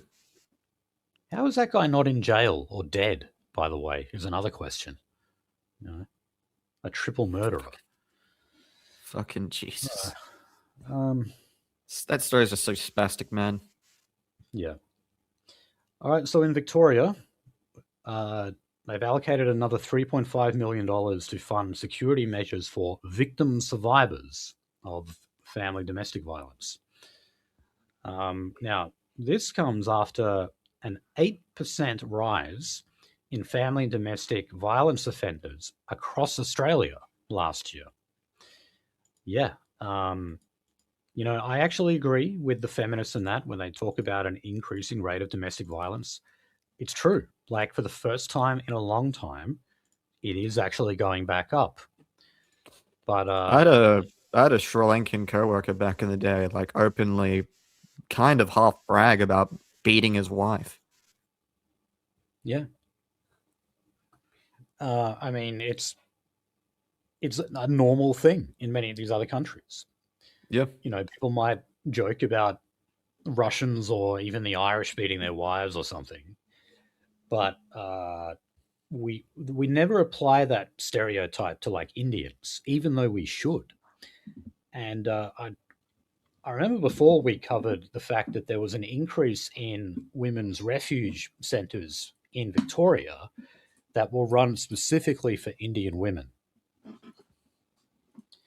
Indians are fucking wife beaters and they're rapists.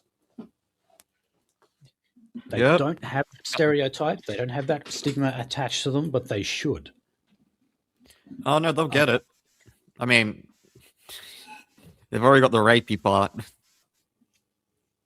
Yeah, well, they are slowly getting a reputation as like sleazy, I think. They are getting that reputation, but not quite as like, outright sexual offenders, even though they should. Okay. Yep. So, well, in WA, we are moving towards digital driver's licenses.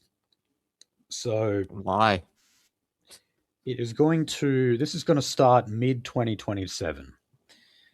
Okay, now the government is saying, don't worry because this is optional. You don't have to get it. And they said that physical licenses will be available for the foreseeable future. Spoiler alert, it will be mandatory. Yeah, look, I think one of the reasons for this is people in the eastern states might find this surprising. It's actually not a legal requirement in WA to carry your driver's license on you when you're driving. I'm pretty sure in every other state and territory it is. And that's obviously so that, if a cop pulls you over, you can identify yourself. Yeah, we don't have that here.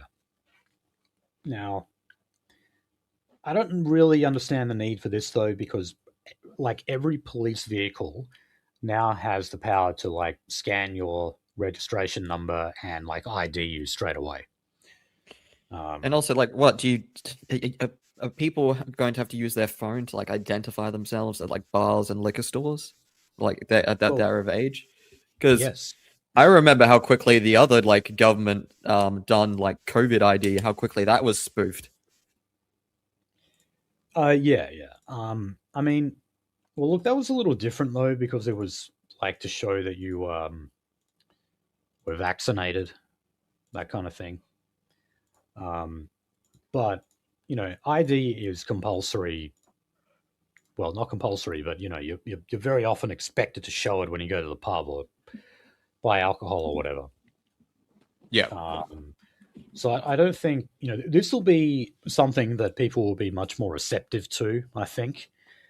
It was ridiculous that you had to show like a bloody vaccination certificate to buy alcohol at Dan Murphy's, and there was even a case of that guy. He was an employee and he got punched because of that. And there were numerous stories about customers getting like super angry at staff because they were just sick of being asked to show, all this COVID stuff. Which is why, like, at the time, I was trying to tell, let's say some of my more rightoid leaning friends that, guys, these regulations, these like COVID rules are only temporary.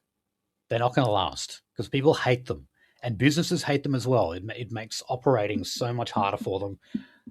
Police don't like it either. It's a pain in the ass to enforce. These are all temporary measures. They're going to go away. This, however, is different. Yep. And, it's pretty damn close to actually getting to like a national ID, isn't it? Because your driver's license information would be stored on the Service WA app. And there you go. Like all your personal details are on there. All right. Oh God, sorry. I'm going to take another swipe at rightoids. So Desi Freeman. I'm no fan of this guy. Oh yeah. I'm sure that there'll be some listeners who like the guy. But look, he has now been revealed to have had hundreds of files of child abuse material, CSAM.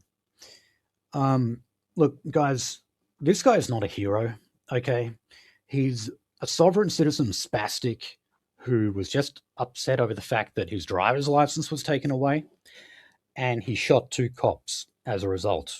That's basically what the man was about. And he was a miscegenator, okay? He had an Asian wife with biracial children, which makes him a race traitor. And now we find out that he had a shit ton of child porn. He was not a good man, all right? He just wasn't. Yeah, this is completely fucked. I knew there was going to be some weird shit that came out about him after the fact, But like, yeah, no, I wasn't actually expecting it to go this way. But then again, Yeah. libertarian types, you know. Yeah. Yeah, Yeah. as soon as I saw you posted that, I was like, what the fuck? He I wouldn't be surprised if he were still to be alive that he would say, "Oh well, the children in the photographs consented." I would not be surprised if he said that because Yep, libertarians do make that argument.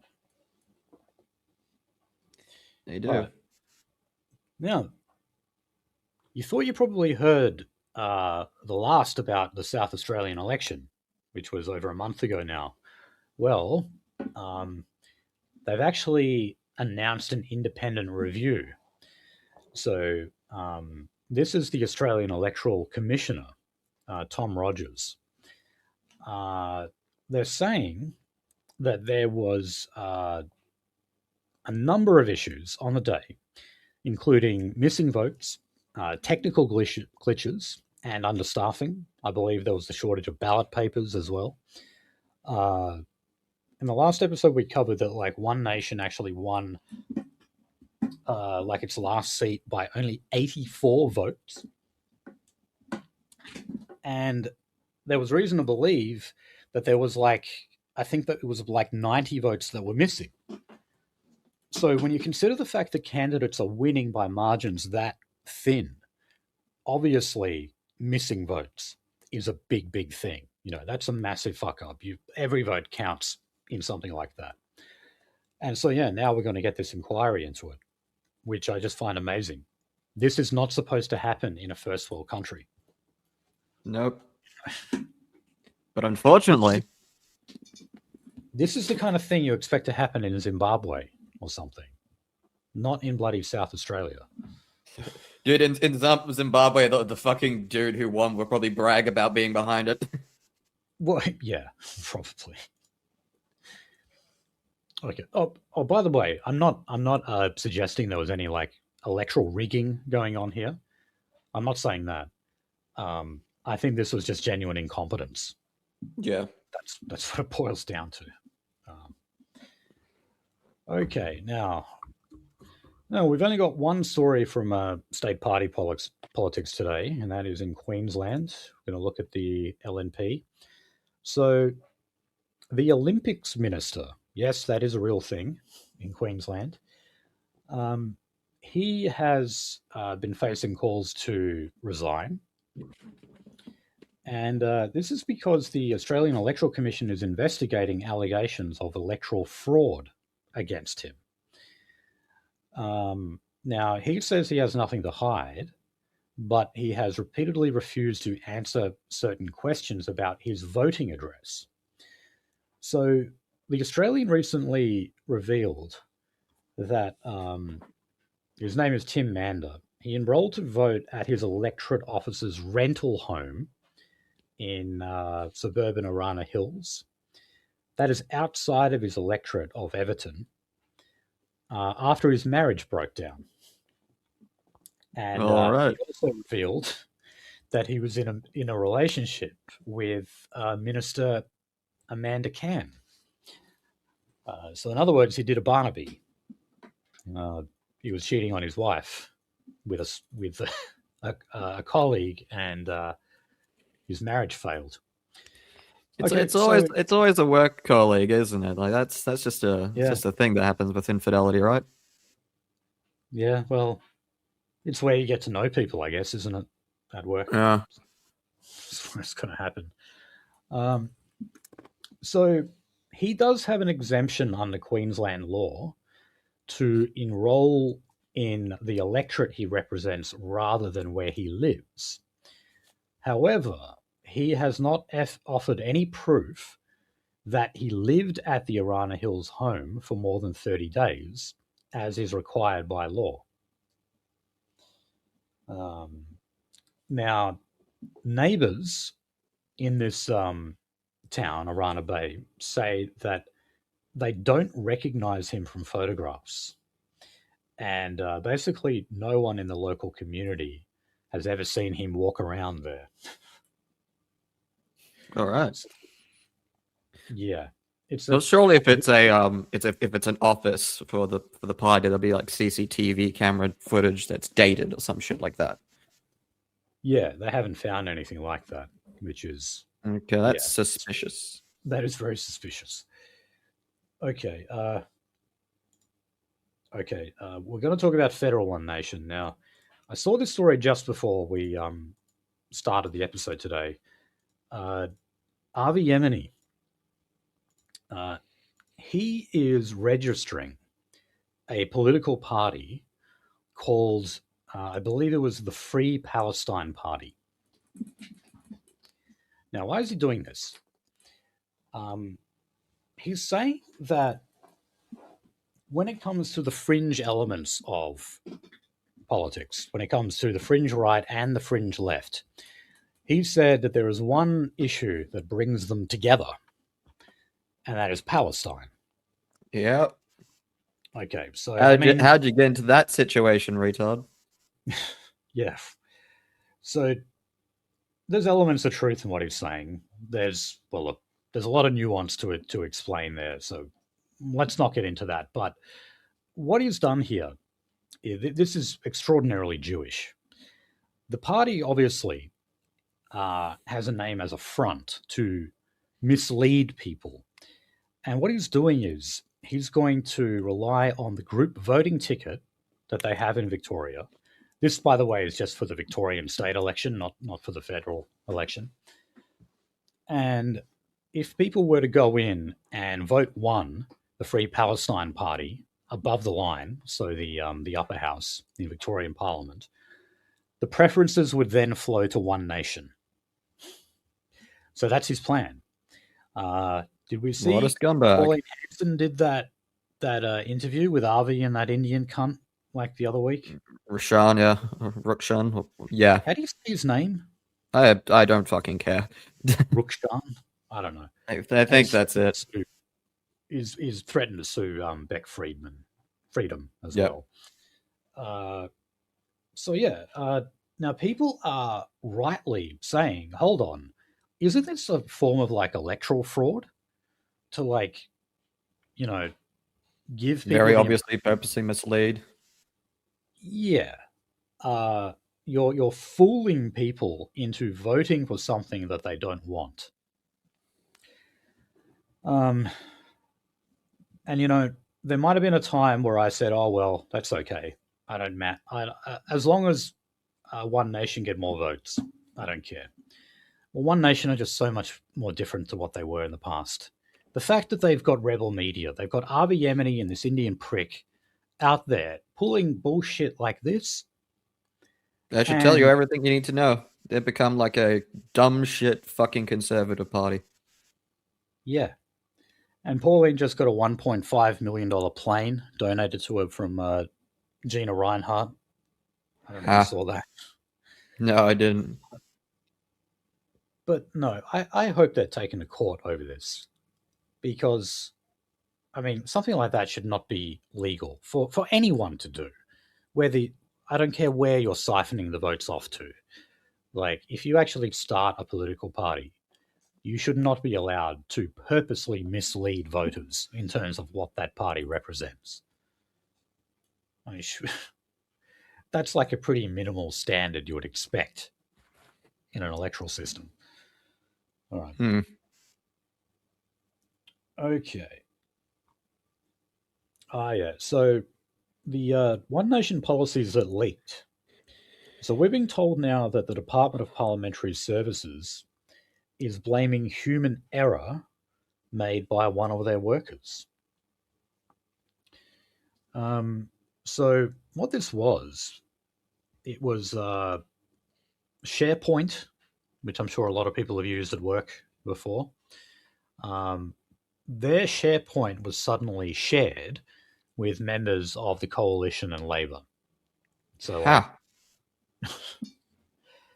now they've like apologized for it. They've said that it was human error and nothing else. Now, Yeah. look, I I don't don't know. doubt Like, yeah, I well, don't look, did know. they do it on purpose? I mean, isn't that the question we want to ask? Whoever this person was, did they do this on purpose? I'm going to say yes. And the reason is that it was probably some cat lady public servant, of which there are many, and she still has it in her head that One Nation is some kind of neo-Nazi party. That's what I think happened. Because, people still turn up to protest like One Nation meetings. It's amazing.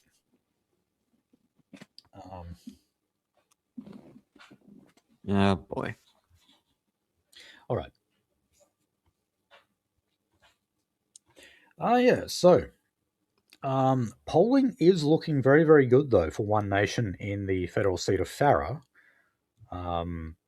It's very close now, May the 9th, so not long at all till this one. And it's considered to be One Nation's true first federal test ever since enjoying a nice spike in the polls.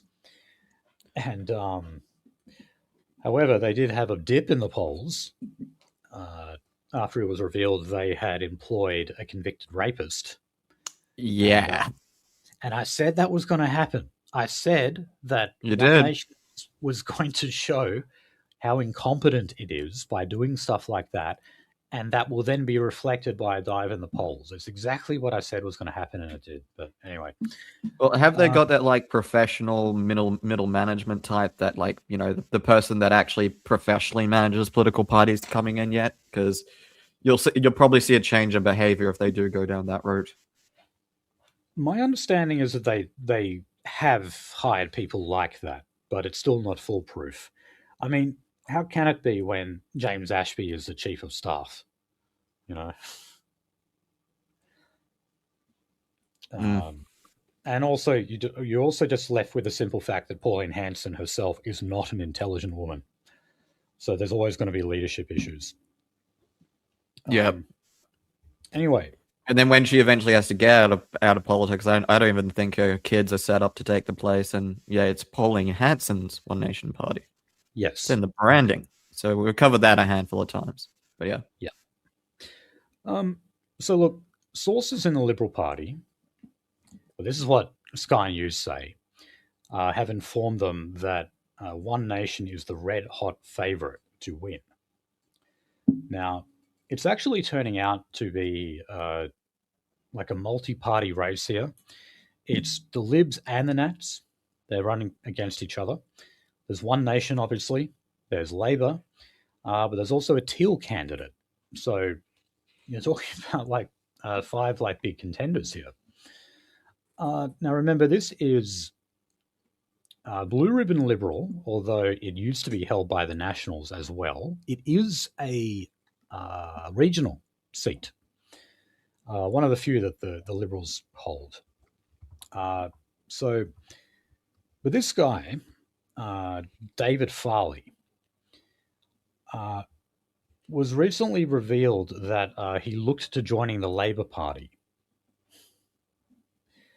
So, yeah, he didn't actually join. It was kind of like a Malcolm Turnbull thing. He was like courting Labor, but he never ended up, getting pre-selection or anything like that. And as we covered on the last or maybe the episode before, he supported visa schemes to bring in cheap Indian labor because he's some kind of agricultural businessman. So while this guy may present himself well, like from what I've seen, he seems to be reasonably well spoken, he still doesn't really have a desirable background. No, not at all. He was a guy who was in population Ponzi. Yeah. We just can't trust anyone in the agri-slave industry, unfortunately. Yeah. Now, Barnaby Joyce said that the recent dive in the polls for One Nation is, precisely because of the fact that they hired Sean Black, the convicted rapist. But he says, look, he said, I look at polls and I suppose that there's a little bit of bad press, especially around one of our former staffers. I understand that. We're still polling higher than the coalition, by the way, but it's a lot of work. You've got to remember we've got 1 member of parliament and 4 senators. So we've got a lot of work and a small number of people. Yeah. Okay, that's still not a good explanation. No, it's not. And the more people you have, the more publicity you're going to get. And the more people are going to see that you're not running a well-oiled machine. Now, another thing that's going on when it comes to the rise of One Nation is Pauline says that they're now very, very busy. So, for example, she says that there have been more than 2,300 phone calls that went unanswered because they lacked the parliamentary staff to answer those calls. So, Pauline Hanson has lodged a formal complaint with the Parliament's workplace watchdog. She was seeking urgent intervention on inadequate staffing levels that have been allocated by Anthony Albanese.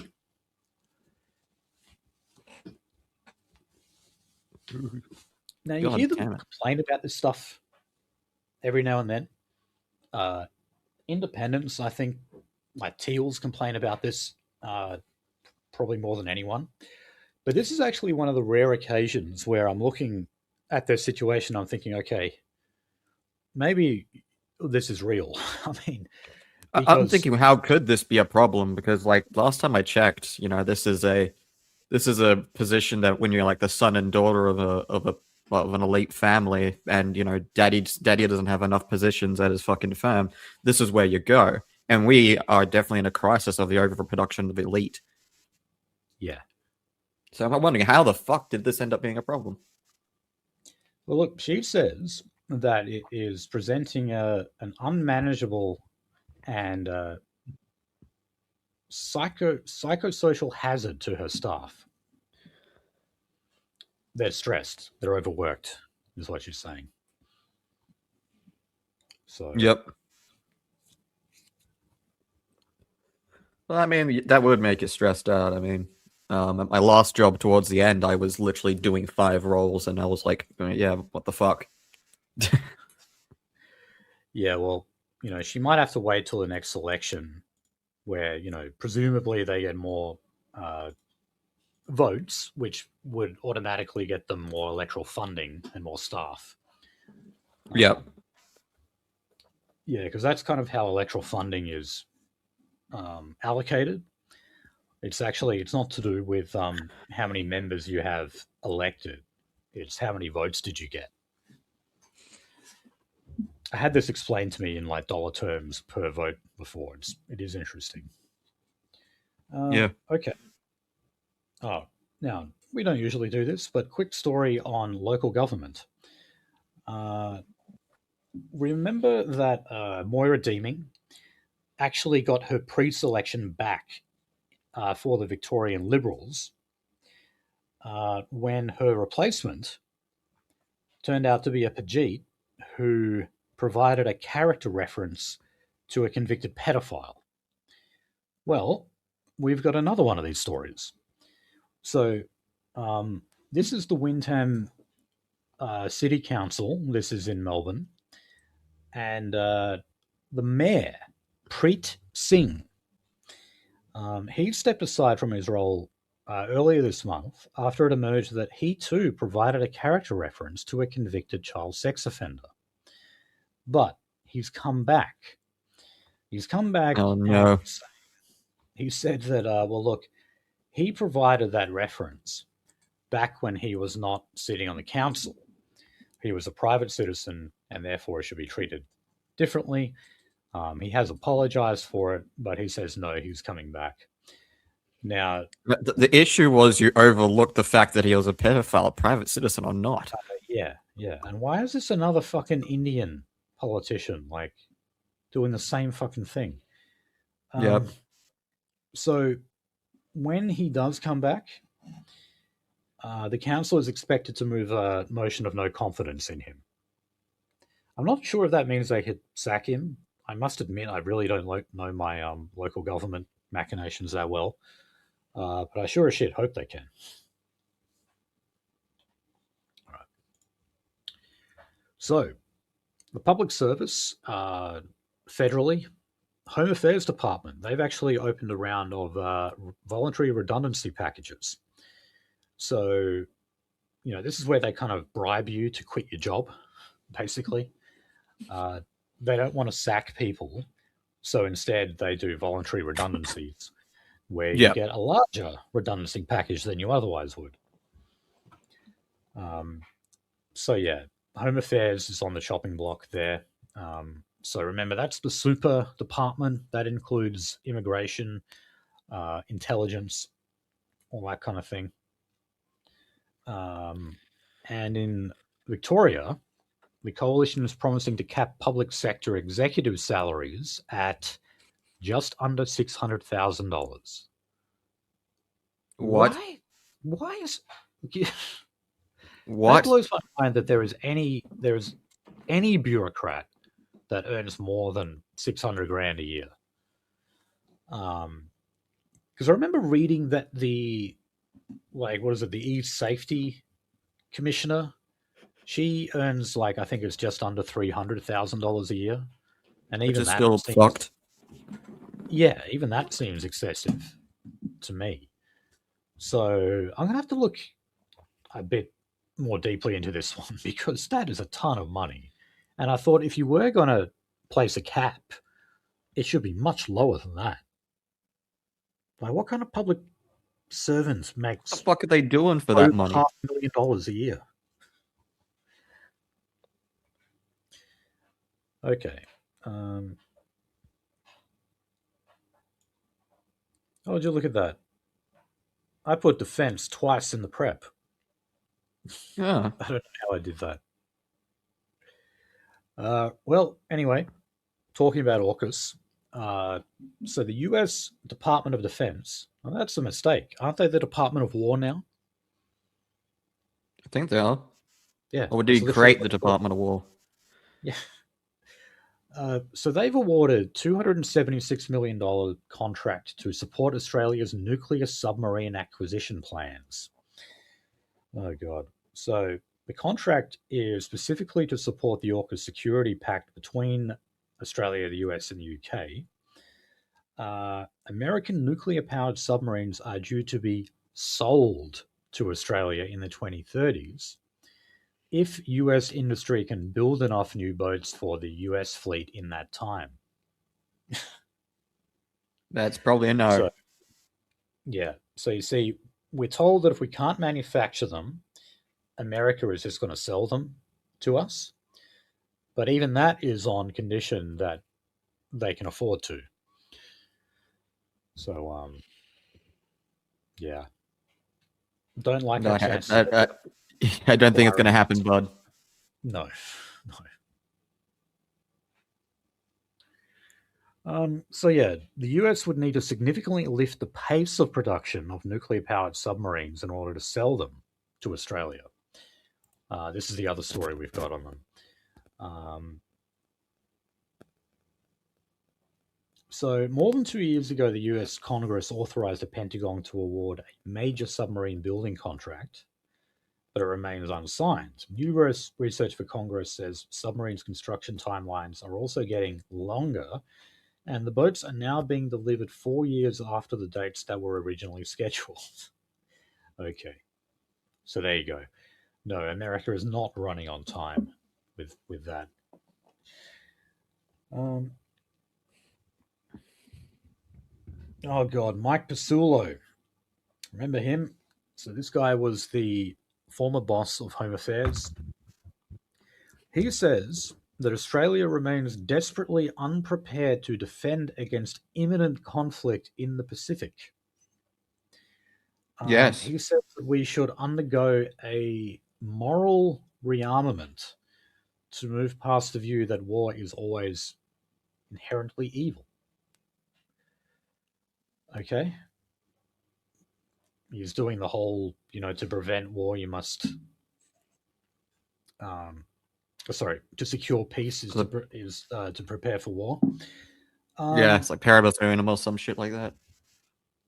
so, oh, that's right, yeah, because I forgot about this. This article mentions that 5 years ago he made this drums of war speech, and he was basically talking about the threat of China.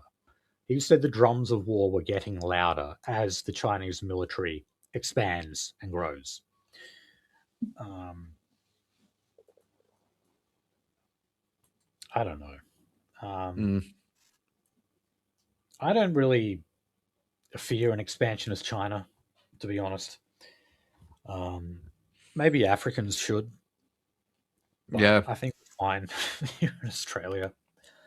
Um, I think our trade ties are kind of too deep with China for them to want to break that kind of relationship. Um, and for the first time in a long time, we're seeing a reversal of Chinese immigration to Australia as well. Unfortunately, we're replacing them with Indians. something Uh, objectively worse. yeah, I would think I would rather Chinese, but no, I don't. I don't see some imminent threat from China. Okay. Ah, yeah. So we're looking to close the Afghan embassy in Canberra. Now, this is at the behest of the Taliban. So they're saying We they had want it one. closed. Sorry, We had an Afghan embassy. we like just barely. Yeah. Now, but the Taliban don't want to keep it open, which can only mean they just don't desire to have diplomatic relations with Australia in any way. Um, Well, you could kind of see why. yeah, yeah, you definitely can. Now, the Australian interviewed who they referred to as Australia's most eminent Afghanistan expert. Um, this guy called William Maley. So he said that the decision to close the embassy is spitting in the face of Australian veterans who fought the Taliban and will leave thousands of Afghan Australians in bureaucratic limbo. Um, okay. I assume they're people who would never ever want to go back to Afghanistan. Um, if you have Australian citizenship and you have the choice between Afghanistan and Australia, I think I know which one you're going to choose.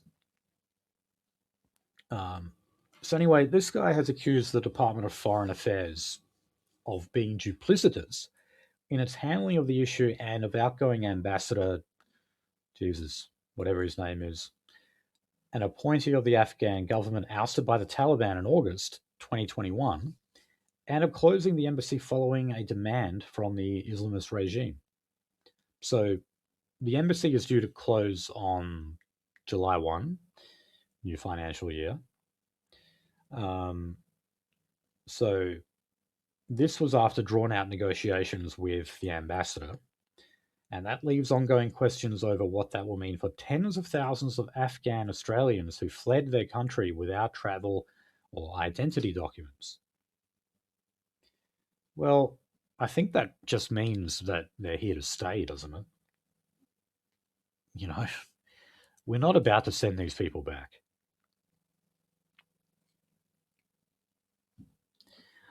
All right, a couple more stories to finish off the show tonight. Um, in WA, our train line going from Perth to Bunbury is going to resume in June. Yeah, we were just talking recently about how the train only takes you as far as Mandurah. Well, now it's going to take you all the way to Bunbury again. So, yeah, I guess we needed that. Um, okay, on health, Australians aged over 65 will have to pay about $240 more a year for private health insurance. So, this would bring the rebate in line with what younger Australians pay. And Mark Butler said that was the right thing to do. Okay. Oh, yeah. So Perth and southwestern Australia account for 7 of Australia's 10 highest ADHD prescribing neighbourhoods. Now, I didn't know this before, but some people say that, like, Western Australia is where, like, the birth of ADHD research occurred. I didn't know this, but apparently there was a ton of specialists who examined ADHD, its effects, um, medication for it, and all that kind of thing. A lot of that actually originated in Australia, which I found quite surprising.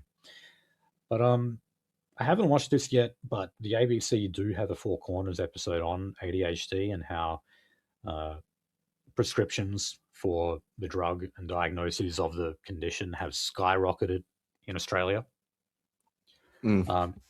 as they have, I think, just kind of the world over. And I think now, like, we always complain about how it's, too many boys are put on it.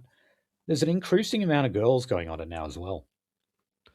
Well, like the the boys' dexamphetamine equivalent in girls is fucking SSRIs. They love putting Well, women on that shit. Sorry for the pause there. I fucking just coughed, gagged, and vomited. I was going to say, you sound like it went down the wrong hole or something there. Yeah. That's what she said. Ah. But yeah, look, just part of the general trend of just wanting to diagnose everyone. Like any tiny quirk in behavior, we want to apply a label, some kind of psychological label. And then, of course, we've got to go and get medicine to fix ourselves because of it. All right. On aged care. So, aging Australians will be vulnerable to higher retirement costs after the Albanese government quietly expanded the GST base to include optional living fees in aged care homes. Yeah, interesting because, Albo was back in the parliament when the GST passed, and Labor were rabid opponents of the GST. And here they are actually expanding it into aged care. You know, Yeah. they were not supposed to support the GST at all, and now they're using it as a form of revenue raising. Okay, gambling. Disappointing.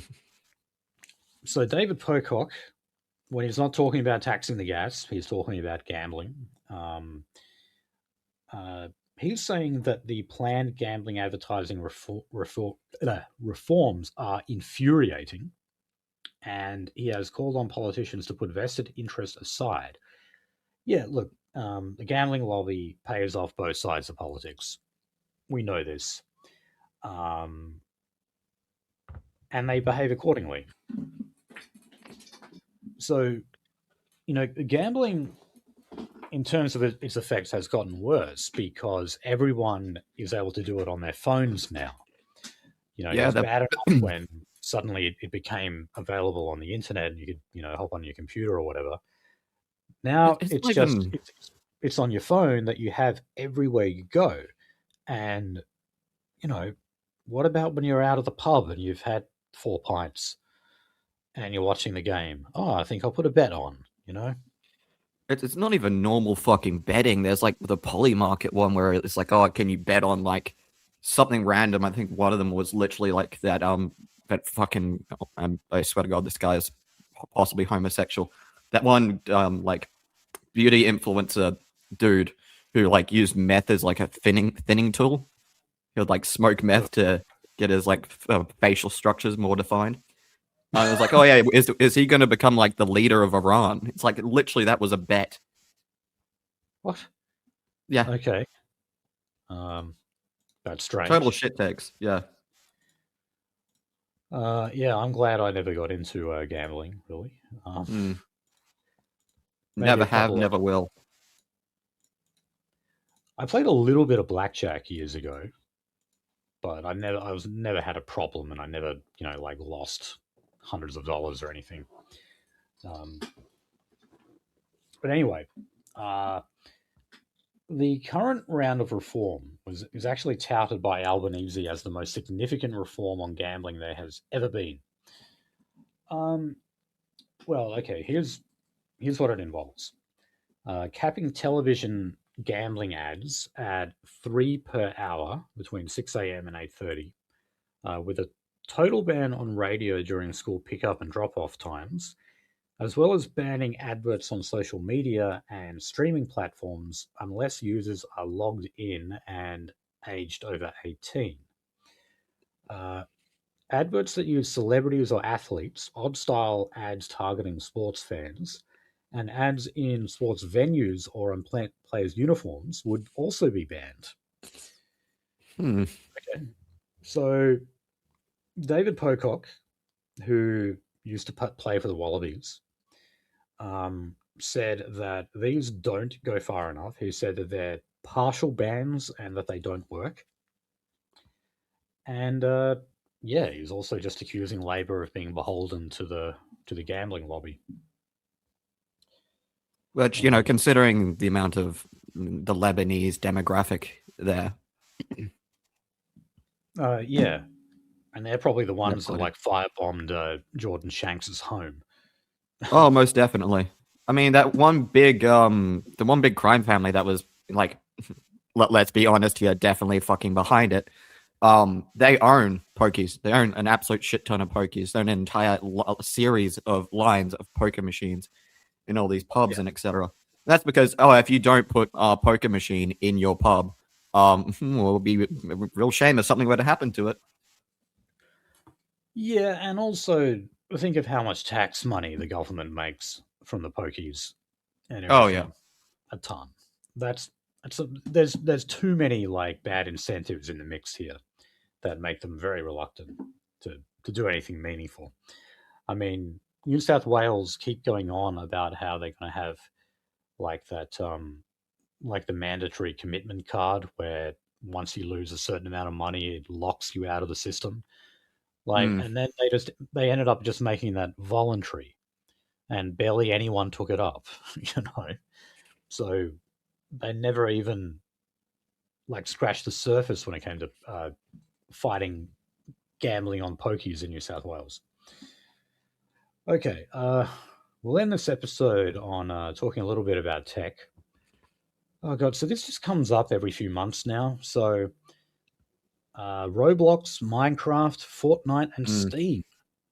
It So comes they've up all every been put on through. notice It by comes up the. every 3 months because the fucking e-safety commission is a fucking moron and a bitch. Well, yes, no. This is another thing from the E-Safety Commissioner. They're saying that extremists, sexual predators, and neo Nazis and cyberbullies are using the platform to target a critical mass of young Australians. God.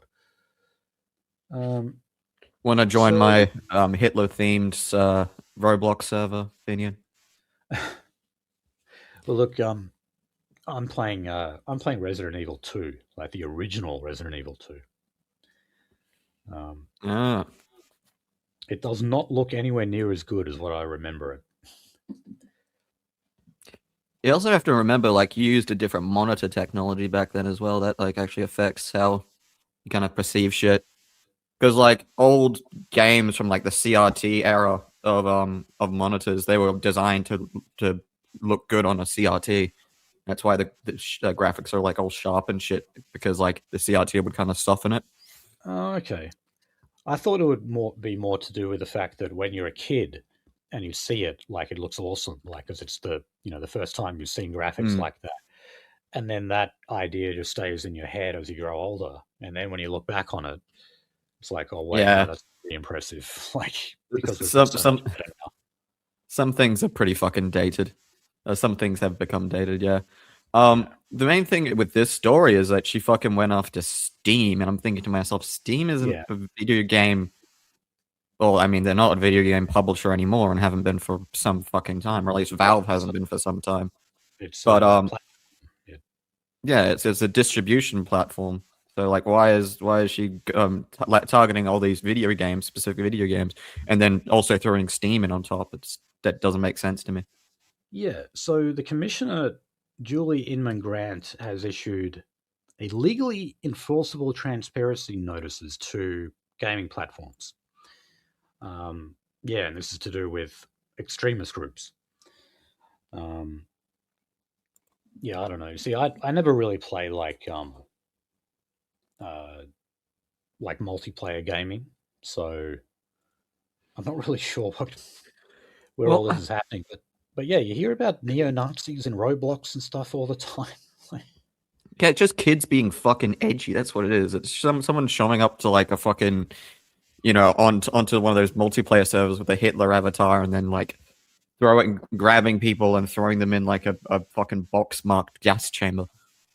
And that's what it Yeah, is. And with Minecraft, it's people making gigantic fucking swastikas on servers because it's very easy to do in Minecraft. And obviously, kids like to do edgy shit for the sake of doing edgy shit. yeah. Um, Kids have just always been like that.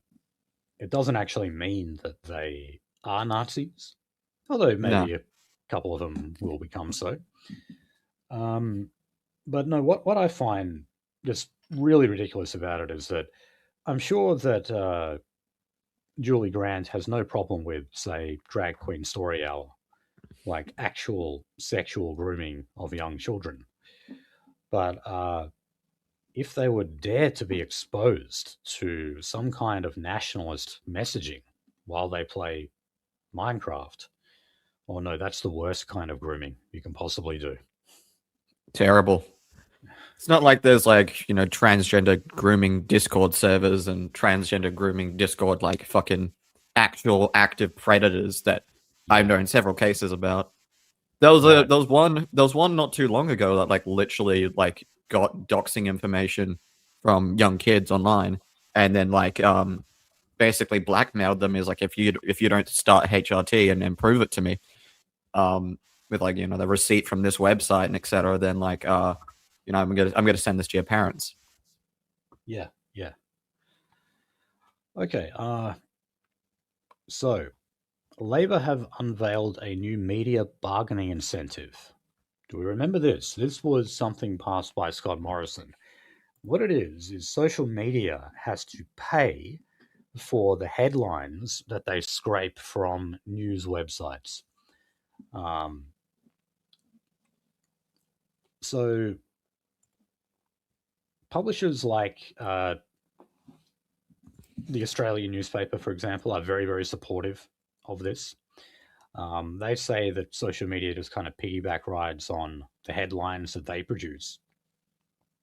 The thing Hmm. is, though, it's only the headlines. So presumably, some people click those stories and then go to the Australian website and maybe they purchase a subscription. So you could actually argue that it's a form of free advertising for outlets like the Australian. I've also heard people say, well, look, it's sort of like being shown the menu at a restaurant and having to pay for it without actually buying a meal. So, like, I do admit that it is kind of silly, the idea that they should have to pay for it. Um, but yeah, Hmm. they do pay. I can't remember what the current rate is, but the Albanese government is proposing a 2.25% fee for like each story. So yeah, it's an unusual form of regulation, I must say. But I also just have a general idea that, well, anything that's bad for social media is probably good. Yeah. Okay. Yeah. I think social media has been one of the biggest mistakes of this possible, probably fucking millennia, to be honest. Yep, quite possibly. Okay, the National Broadband Network, the NBN. So they have unveiled their plans to shut down the degrading copper infrastructure. Uh, so we've heard about this for a long time. Um, so this is to get up to 3 million customers off aging connections and onto faster fiber. Um, yeah, because Australia is such a large country geographically, and because we have such large distributions of people, uh, Yep. constructing telecommunications in this country has always been difficult, to say the least. Um, I remember like you could talk to people from like poor Eastern European countries, and they would talk about how good their internet is, like like it being considerably better. Like I knew a girl from Bosnia who talked about how shit Australian internet was compared to fucking Bosnia that was fighting a war not all that long ago. Um, Yeah. so yeah, they're shutting down these copper networks finally. Well, that's the end of Uh, an era. yeah, It's really that technology is obsolete. I'm fucking pissed off. I want them to install a new fucking lead into my house because obviously my house is an older build and it had the copper lead in, but I had a copper lead in from checks notes 1992, so it's rusted out, so completely unusable. you haven't had any internet issues as of late though. That's good. Yeah, no, I had to do some tweaking with the my little 5G setup. Are you still using like a HP computer? Uh, I don't know what fucking brand this thing is. It's the size of a grilled cheese fucking sandwich. Oh god. Okay. You need Kyber to put together a tower for you. Well, what would I do? All my software that I like to use runs on this fucking thing. So Well, okay, if it's working for you, yeah. that's fine. All right. Well, guys, that brings us to the end of this episode. Uh, and yeah, all our stuff is at theracer.biz. Please give us a like on Telegram because everyone is leaving Telegram for whatever reason. Mm. Yeah, go to theracer.biz and have a look at the links to all our various social media. Yes, we think social media is evil, but we do use it as well. And yeah, thanks for listening. We'll see you next time.